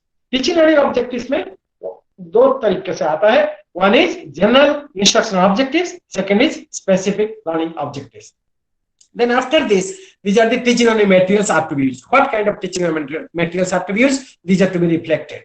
Then assessing the previous knowledge, and assessing the previous knowledge means previous knowledge testing. It is coming under the general format. After that, introduction is started. After that, introduction is started. And introduction, it is a familiar phase by which the teacher will introduce himself, the student will be introduced, the motivation will be increased, the interest is generated, maybe by giving a story, maybe by giving an experiment, maybe asking a question, asking a quiz, or any. There are many formats how to create interest, how to manage the introduction step. After the introduction is over, presentation is there. In the presentation, the suitable method is adopted. What kind of activities are to be there? It is to be reflected. What kind of learning experience these students are to be made? It is to be written. What kind of explanations are to be given? It is to be reflected. What kind of teaching learning materials are to be presented, used for presentation? These are also have to be written.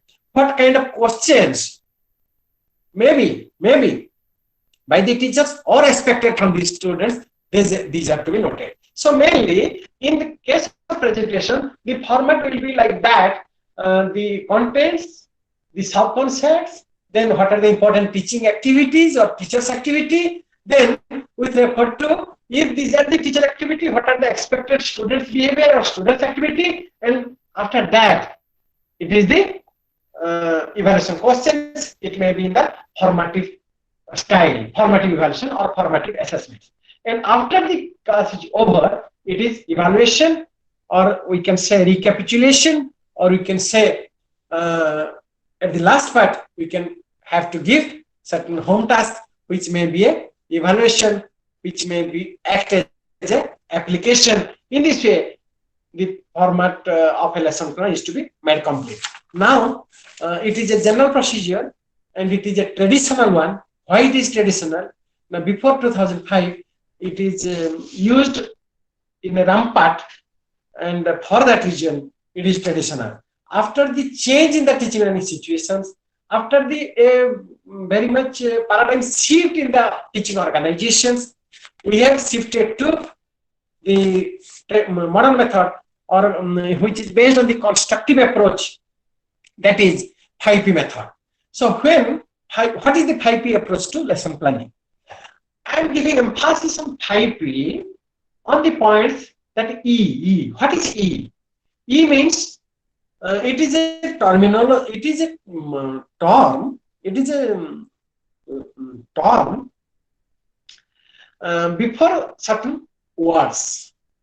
One is engagement. E for engagement. Second, E for exploration. Third, E for explanation. Fourth, E for elaboration. Fifth, E for evaluation. In this way, it is an approach that when the students are to be taught, when the students will learn, when there is a teaching process, then a particular constructivist approach in learning should be made, and the 5P approach to be more used for creation of knowledge. For creation of knowledge. Why it is? Now it is more activity based. It is more activity based. And if this kind of approach is used, then there is more activeness. Active learning is possible. If active learning is possible, then perhaps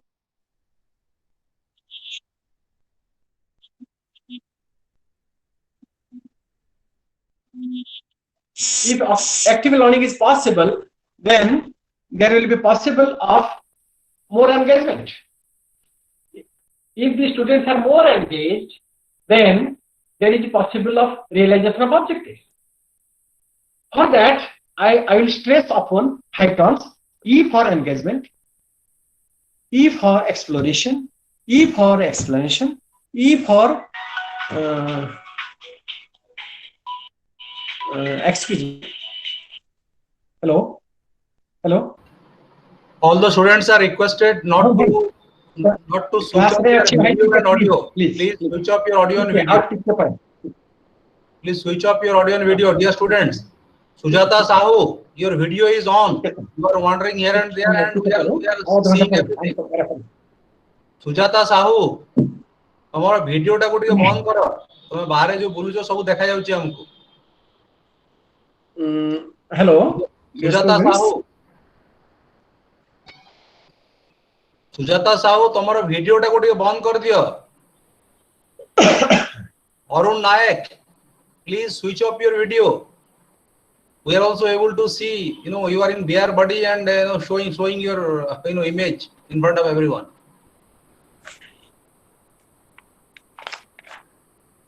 Hello, students. So please carry on. Please carry on, Dr. De.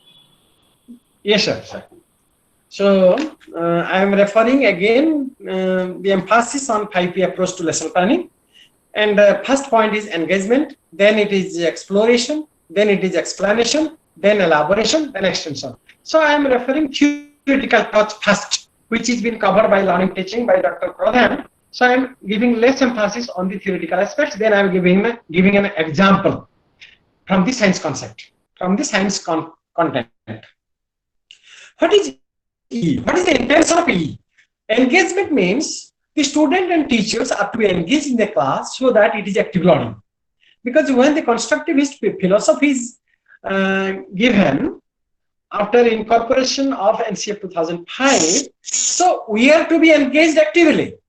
Who are we? We are nothing but we are the teachers. We are the students. If the teachers and students both engaged in the classroom, then there will be no passivity. Pessimism is not there. So for their active engagement, the student will engage. And for the engagement of the students, the activities should be given.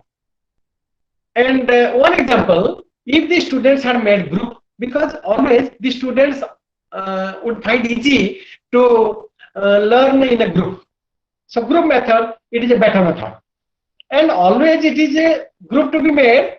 There is no possibility, but maximum times it is to be highlighted if group can be made, and if an interrelationship, the reciprocity, the interaction among the peer groups is managed by a teacher, then it will do good. Because some students are shy, some students are leaders, so shyness can be changed if the proper activity, proper charge is given to that child. So for the active engagement, the first point is engaged, and in that several reading materials can be given, activities can be given, the group activities can be given. For each group, different tasks can be given, and so much with little instruction, with clear instruction, the student will engage themselves. And after the engagement is over, there may be a possibility of exploration. What is exploration? It should not be misinterpreted that exploration means explore the new things. No. The exploration may be of the doubts. The student will explore the doubts. The student will explore the mishappenings. The student will explore the language. The student will explore the leakage in the statement, lacuna, misconception. So if the student will explore, maybe the knowledge, maybe the theory, maybe the doubts, maybe the question, maybe the lacuna, maybe the misunderstanding, it is nothing but the purpose of engagement. So after the engagement, the student will explore. So in the exploration part, it is possible if the student is engaged wholly, active engagement in the process of engagement, in the step of engagement. So that engagement will make it possible to explore something, to explore their doubts, to explore their questions, to explore the questions to be asked to the students, to explore the talent in the pupil, to explore the talents in him, because sometimes the student does not know what he knows. So he explores oh, it is possible. I made it possible. I could work. I am engaged. I do not think. I did not think so. So this is a perseverance. This is a situation by which, while doing activity, the student could assess himself. So this kind of exploration is possible. For that reason, this exploration is at the second step. So while exploration may be doubt, may be questions, it is to be explained in the third stage. There is a question arises. Who will explain? Whether the teacher will explain or any other. As it is a child-centered approach, as it is an individual-centered approach, so the explanation may be given by a first child in the class. An explanation may be given by his peer. An explanation, if it is not possible, if the explanation is not made possible by his peer groups, by his friends, by the senior friends, by his first boy in the class, first girl in the class, yes, the teacher will explain. Because explanation is such a phenomena, it should not be misinterpreted that explanation is always available, always to be made by the teachers. Here the position of a teacher is only a facilitator, only a guide, only a guide, only a mediator, via media. So he will facilitate learning. He will facilitate learning. So the important message, important image of a teacher is facilitator. For that reason, engagement, the students are engaged, the teacher engages. What is the teacher engages? The teacher makes groups. The teacher gives assignments. The teacher alerts different tasks, activities. From that, the student will explore. The student will explore. And when they explore, if it is a doubt, if it is to be explanation is more necessary, if it is the new thing comes, so it is to be explained by his friends, by his first boy in the class, by his peer groups, or if not possible, by the teachers. So in this way, engagement is over, exploration is over, and the explanation is over.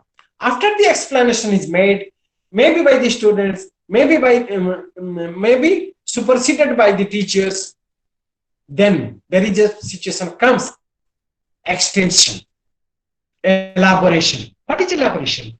What kind of explanation is made? What kind of explanation is given by his friends? Whether they can extend it to the life situations, whether they can extend it to difficult situations, whether it can be extended in different problems.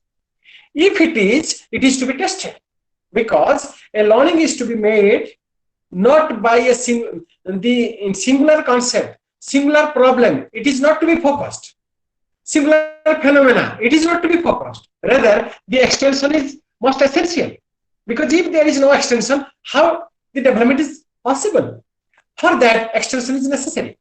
So for extension, the student will cooperate, the teacher will facilitate, the teacher will help the students.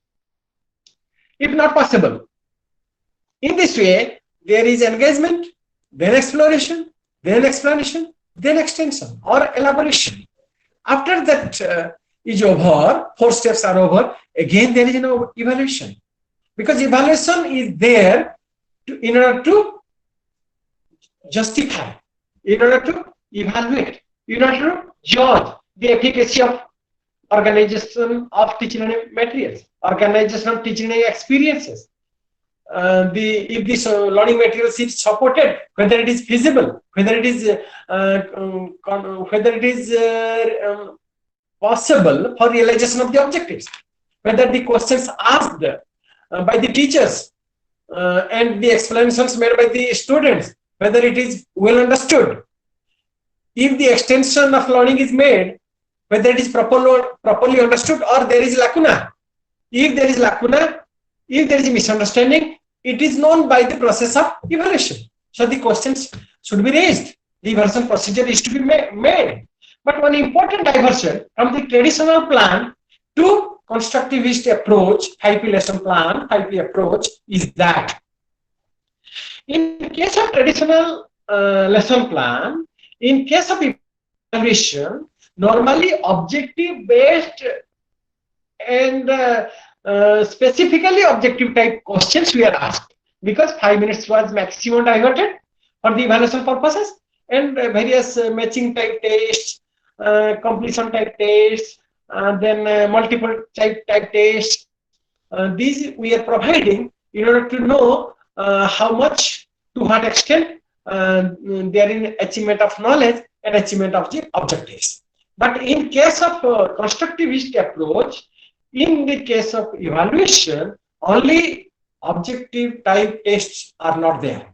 Only objective type evaluation will be not be adopted. Rather, it is of more qualitative. It may be of subjective in nature, because as the creation is given important, creation is a potentiality, novelty is the potentiality to be born in the minds of the child. For that reason, the qualitative questions should be given, and the variety of responses are expected from the children. Variety of responses. If the students give variety of responses, it may be difficult to a teacher to assess easily, but it is a important intention of a teacher to ask qualitative questions, to ask essay type questions, and to welcome the varied answers from the students. And by that, the lesson plan would be completed. Or in this way, the importance is given on engagement, the importance is giving on exploration from the side of the children. The importance should be given on the explanation by their friends, if not by the teachers, and the elaboration or extension by the students, and at last, evaluation, which is varied response, which is of quality in nature, by the students, because the component of creativity, the component of creation, the component of construction, it is made highlighted in this approach, IP approach. For that reason, only short questions, only objective questions are not to be asked. With that, in addition to objective type questions, several essay type questions, quality type questions, and then variety type answers or questions are to be asked from the students in order to know, in order to understand, in order to convince the teachers that yes, the creativity is created, the construction ability is created, the novice mind is created. So this is the intention of the class. This is the intention of this 5P approach. If this is successful, the teacher should be successful. The teacher would convince himself, yes, this approach finds its suitable place in creativity, in creation, in construction of the mind. In this way, then perhaps it is then if bit 5 is completed, we will switch. Now this topic is highlighted in so much respects, so I can could concentrate more time over this, and tomorrow I shall try to cover up rest of the topics in block 2, because with your block 3 and 4 only the application of block 1 and 2. So if it is taught systematically with much more importance given on understanding, then it will help you realizing or achieving the 3 and 4 with minimum time. If this part is neglected, perhaps as much time it is taken to cover up 3 and 4, it will be minimum. So it is being stressed to make you understand. I have tried maximum, I have tried much to comprehend you, but necessary concentration, necessary attitude of yours is necessary for its understanding. So thank you for your Thank you, Dr. De, for such a wonderful presentation today on various facets of science teaching. It is indeed very encouraging and very interesting.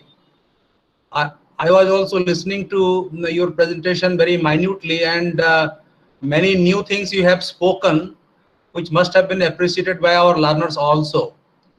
So now it is time for question answer. All the students are requested to kindly put up their questions one after another, or they can write their questions in the chat box so that I will take up those questions and put up in the open platform. Students, please ask your question. Let me see if there is any question in the chat box.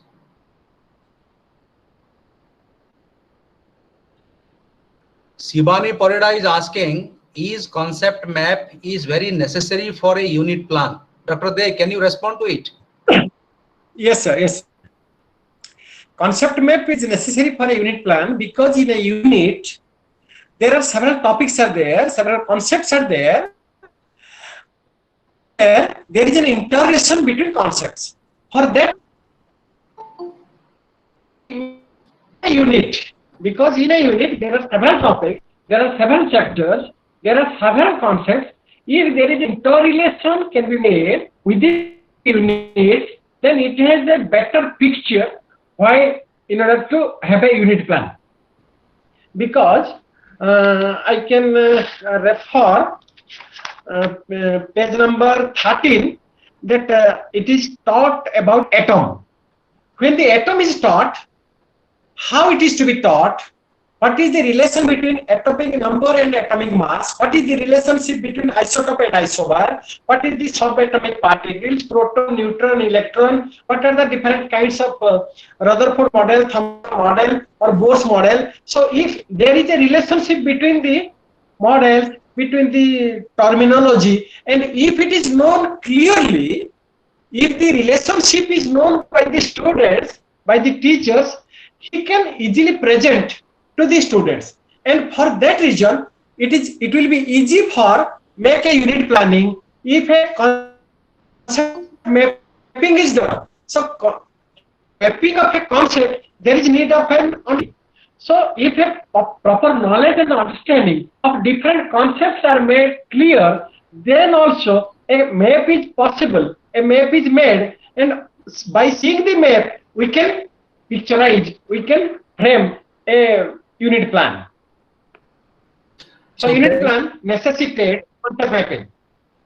Thank you, Dr. De. Subhasri Giri is asking, what is precision skill? Again, sir, what is? Precision skill. Precision. Precision means preciseness. If one can present the materials in a precise way and in an accurate manner, then it is precision skills. Because precision does not refer to only precise, but accuracy may not be possible, understanding may not be possible. So if the proper understanding is there, proper example are there, but with little with preciseness. So we can make shortcut. We can, as a teacher, we can make a shortcut in the presentation of the material, but it should not be misunderstood. It should not create misunderstanding. So the preciseness is that quality. Precision is that quality. If it can be made shortcut, but it cannot avoid misunderstanding about the concept.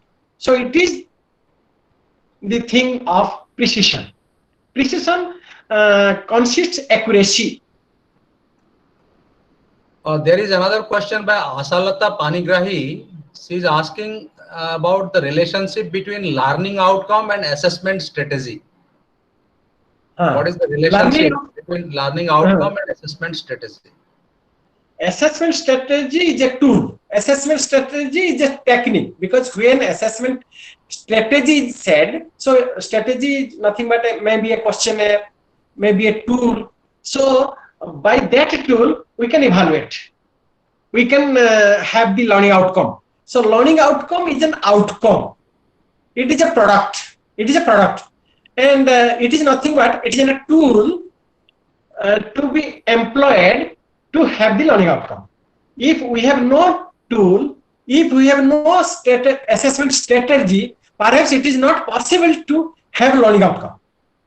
So it is a medium. So it is a instrument, not medium, sorry. It is an instrument to have the learning outcome.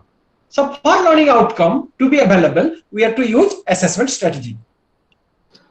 So can we call the examination as a tool for judging the learning outcome of the student? Examination. No, no, examination actually it has many falsity, many demerits. We cannot examination cannot be the whole instrument for realization of the learning outcome. Rather, it is more of evaluation, more of assessment tools. Examination, it has some limitations like it may be boring, it may create some fear, because the term examination, it is conducted sometimes 1 or 2 in a year. But if it is fearless, if it is to be fearless, real learning are to be made out of the child. So it should be more of evaluation, and for that more of assessment strategy are to be followed, and it is to be continuous in nature, and also it is to be comprehensive, so that it will be more successful than that of examination. But it must not be understood that within the fold of examination, the learning outcome is not possible. But a real learning outcome in all forms, it is not possible by examinations, because it is conducted often 1 or 2 in a year. So all kinds of attributes, all kinds of potentialities, all kinds of techniques may not be realized from students. These are the limitations. But examination is a media. Examination is a particular process for the realization of learning outcome, but it is not the whole. Or it may be considered as one of the medium, isn't it? One of the medium. For example, in formative assessment, we are conducting one of the in formative assessment process, right? we are having so many kinds of assessment. We are using so many kinds of assessment techniques in order to judge the learning outcome or the academic performance of the students. Yes, sir. Isn't it? And examination normally we consider as a summative assessment, summative evaluation, and through that we are able to judge the academic performance of the students or the learning outcome of the students. So that may be considered as a part, is it not whole, but as a part of the assessment of learning outcomes. Yes. Hello. Thank you, Dr. There is another question by Little Samal. Hello. Please wait, Jana, please wait for a moment. So there is another question by Little Samal. How metacognition is related to scientific temperament? Scientific temper. Yeah, scientific she's asking about scientific temperament and metacognition. Scientific temperament or scientific attitude, it is related to the affective domain. Because when affective domain is not developed, if your feeling is not developed, if the interest is not created, if the attitude is not made positive for science learning, perhaps we cannot have metacognition. So metacognition is a process by which we are learning from the wholeheartedly. So we have to learn what we are learning. We have to learn how we are learning. And the process of learning, how it is managed in our cognitive processes, it is important. So metacognition is nothing but our learning is there and how it is processed. I am learning. What I am learning, it is not important. How I am learning, it is more important. And when I am learning, I do not know what is the process is going on. What I know, what I do not know, and I do not know what I do not know. I do not know what I know. So when the self-knowledge is here, the knowledge of the self is given importance. Knowledge of the knowledge is given importance. For that, the maximum interest, maximum motivation, maximum willingness is necessary, and which necessitates scientific temperament, and which should come from the heart of the child.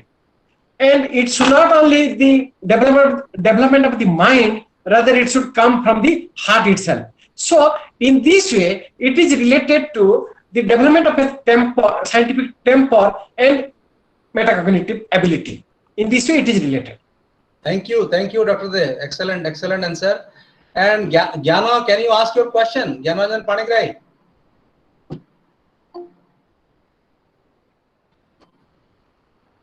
Gyanaranjan, you are interested to ask a question.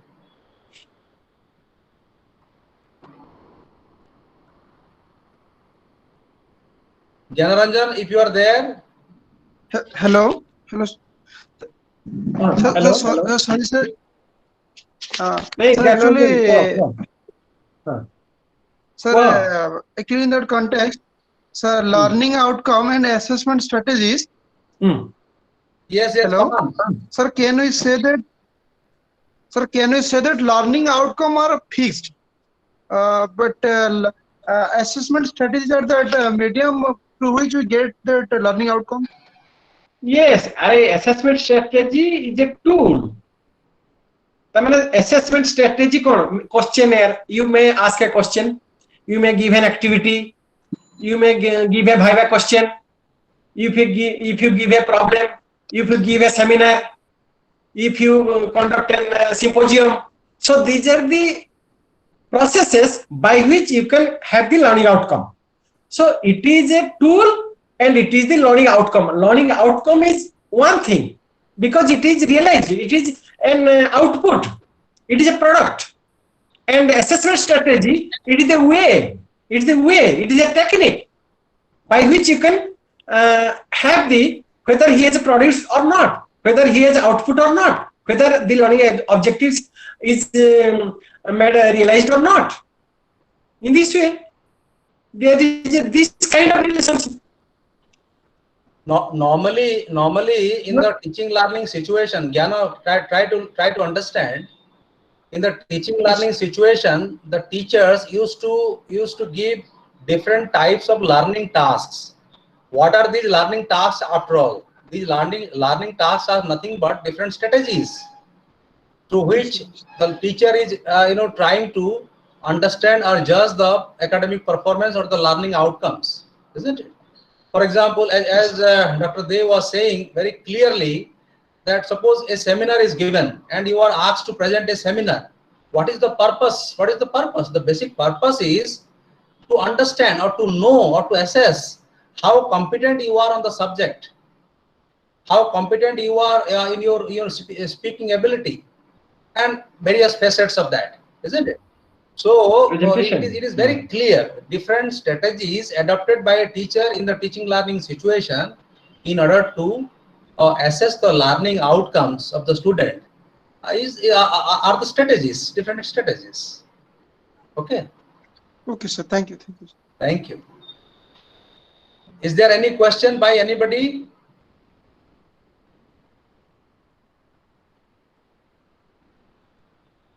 Yes, Shivani Parida is asking, Dr. De, can you give some more time because there are 2-3 questions.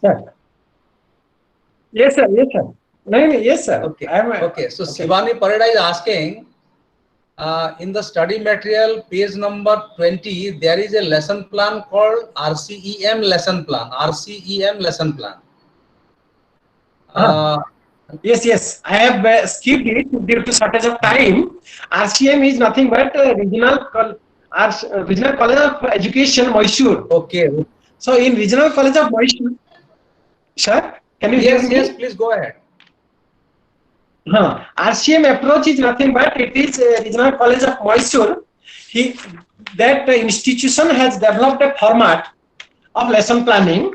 In that, he has 3 parts mainly: expected behavioral outcome and sequential learning experiences, and at the last part, real learning outcome.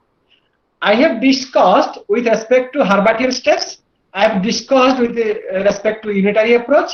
I have discussed with related to 5P approach because it is more of a concern. RCM approach is also a lesson format which was used previously. If you can use it because there are various formats. The whole purpose is how to make a record that the students have achieved their objectives. achieved a particular domain, maybe a knowledge domain or cognitive domain. So it is important. So for that, three important considerations are to be made. One is objectives level. Then what are the objectives? The expected learning outcome or expected behavioral outcome, EBO or ELO. And according to EBO or ELO, we have to provide teaching experiences, learning experiences, or activities to be provided. And if it is appropriate, then it is an expectation that after the experience is made available to the student will have an outcome. The student would have realized the objectives. So in these three formats, one is ELO, then teaching learning experiences, then RLO, real learning outcome. So they are to be related. In this way, they have developed a lesson plan, the name of which is known as RCEM lesson plan format. I have skipped it, though I have not given a name, but I have discussed in between ELO, and there is an intimate relationship between ELO and RLO.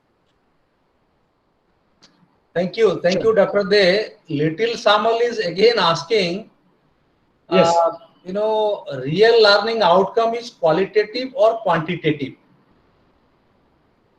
Real learning outcome is both qualitative as well as quantitative. Quantitative means what kind of information it has been given by the teachers or what amount you have remembered. It is quantitative.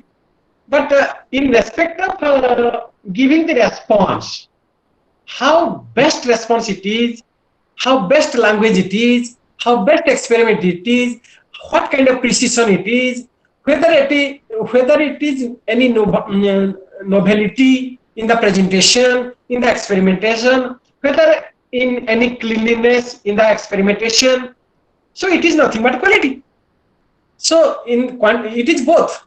RLO should be in both quantity and quality. Suppose I have given 10 definitions and he is able to deliver only 2 definitions out of 10. So it is quantitative. With respect to quantitative, I have that 20% is successful. But if I have given 10 definitions and he has delivered all 10 definitions with exactness, if it is exactness, then it is both quantity and quality. But if he said 1 definitions and with all correctness, so it is not quantity but quality. In this way, we can say RLO should be both quality and quantity. Exactly. We are judging, we are judging the learning outcome of a student qualitatively and referring that quality in quantitative measure. For example, when you are putting a score, 60% or 70%, that score is quantitative, no doubt, but that always refers to some quality aspects. That score that you are giving while evaluating the performance, that means your answer, answer script, for example, answer script. What you are doing? You are reading, you are analyzing, you are synthesizing, you are relating to, relating the answer with, your experiences, and so many things you are doing, and then putting a score. That score is no doubt quantitative, but that always refers to quality, isn't it? Refers to quality. That always refers to quality. When you are saying 90%, 90% makes no sense. Sorry, 90, the mark 90, he has secured 90 mark. That 90 mark makes no sense. When it is assimilated with quality, then it makes some sense. Okay, so it is both, as Dr. De has rightly said, it is both quality as well as quantity. Because with 90, quality is there. If there is no quality, how it is 90? Exactly. Quality is mixed with that. Yes. Is there any question? Yes, sir. I have one question. Please come on. Sir, sir, when we will prepare a lesson plan to be delivered in the class, will all the lesson be possible to be planned by 5P process? Yes, it is a question of possibility. If it is made all the lesson plan by 5P approach, it is well and good. But you are speaking from the side of a learner because you have any lesson plan with you which is traditionally planned. So, do you think in that manner? Hello Sujata Yes, sir. तुमे भाबुच कि तुम पाखे जेतु तुमे भाबुच कि तुम पाखे जो lesson plan अछि सेटा निश्चित भाबरे प्री एक्जिस्टिंग लेसन प्लान जोटा कि ट्रेडिशनल प्लान हेछि तेनु मु जता रेफर करिवि 5 लेसन प्लान को जदी रेफर करिवि मो पाखे तो नाही ताले मु होइराण heavy they should not be thinking in that line. Rather, you shall try for 5P approach because it is modern, because it is based on the constructive approach, because it is creating the active engagement within the students. So it is the goal. It is the goal of the life, goal of the age. But you should also have some acquaintance with the Harvatian lesson plan because the spirit will come from that traditional lesson plan. You can infuse something extra in 5P lesson plan because there is an intimate relationship with the traditional lesson plan with 5P lesson plan. We'll talk less. We'll talk later. Okay. Okay, sir. Dr. De, I would like to add something to it. You see, there is no harm referring to the old lesson plan or the Harvardian lesson plan, as Dr. De has rightly said, because you know the concept remains the same. The strategies the strategies get changed over the years. Now, because you know what is supposed to be done, a true learner or a true teacher is supposed to change as per the changing time. We have to adapt or we have to accept the changes that is coming in the teaching learning situation. So this is a new thing which has come you know, in terms of your modern lesson plan. We have to accept it, but it is not that we should, you know, for 100% ignore or you know, undermine what was taught earlier or the way the lesson plans were made earlier. You keep the old lesson plan as the base and try to adapt the new one so that you will be fully acquainted with the different facets of teaching learning or you know, preparing the lesson plan properly. Okay. Okay, sir. Yes. Thank you. Okay, I think Dr. De, you have taken a marathon session. It is already 12:30. So thank you very much for presenting so nicely and addressing the issues of the students so nicely and so effectively. And I am also very much thankful to the students who are very keen in listening to you and very keenly asking questions. So thank you, students, and thank you, Dr. De, for such a wonderful presentation. So tomorrow we are meeting exactly 10 o'clock. So there is a small announcement to all the learners. Please come prepared, go through the study material and come to the online class so that you can make the best use of the academic resources in terms of Dr. De, isn't it? He's a very good academic resource in front of you. So why not to utilize this particular resource effectively? That can be done only if you come prepared. So please come prepared, go through the study material and come prepared, and exactly log in at 10 o'clock, because many people are not logging in 10 o'clock, only 30-40 people are logging in, and the rest of the people are logging in maybe after 15 or 20 minutes or 30 minutes later.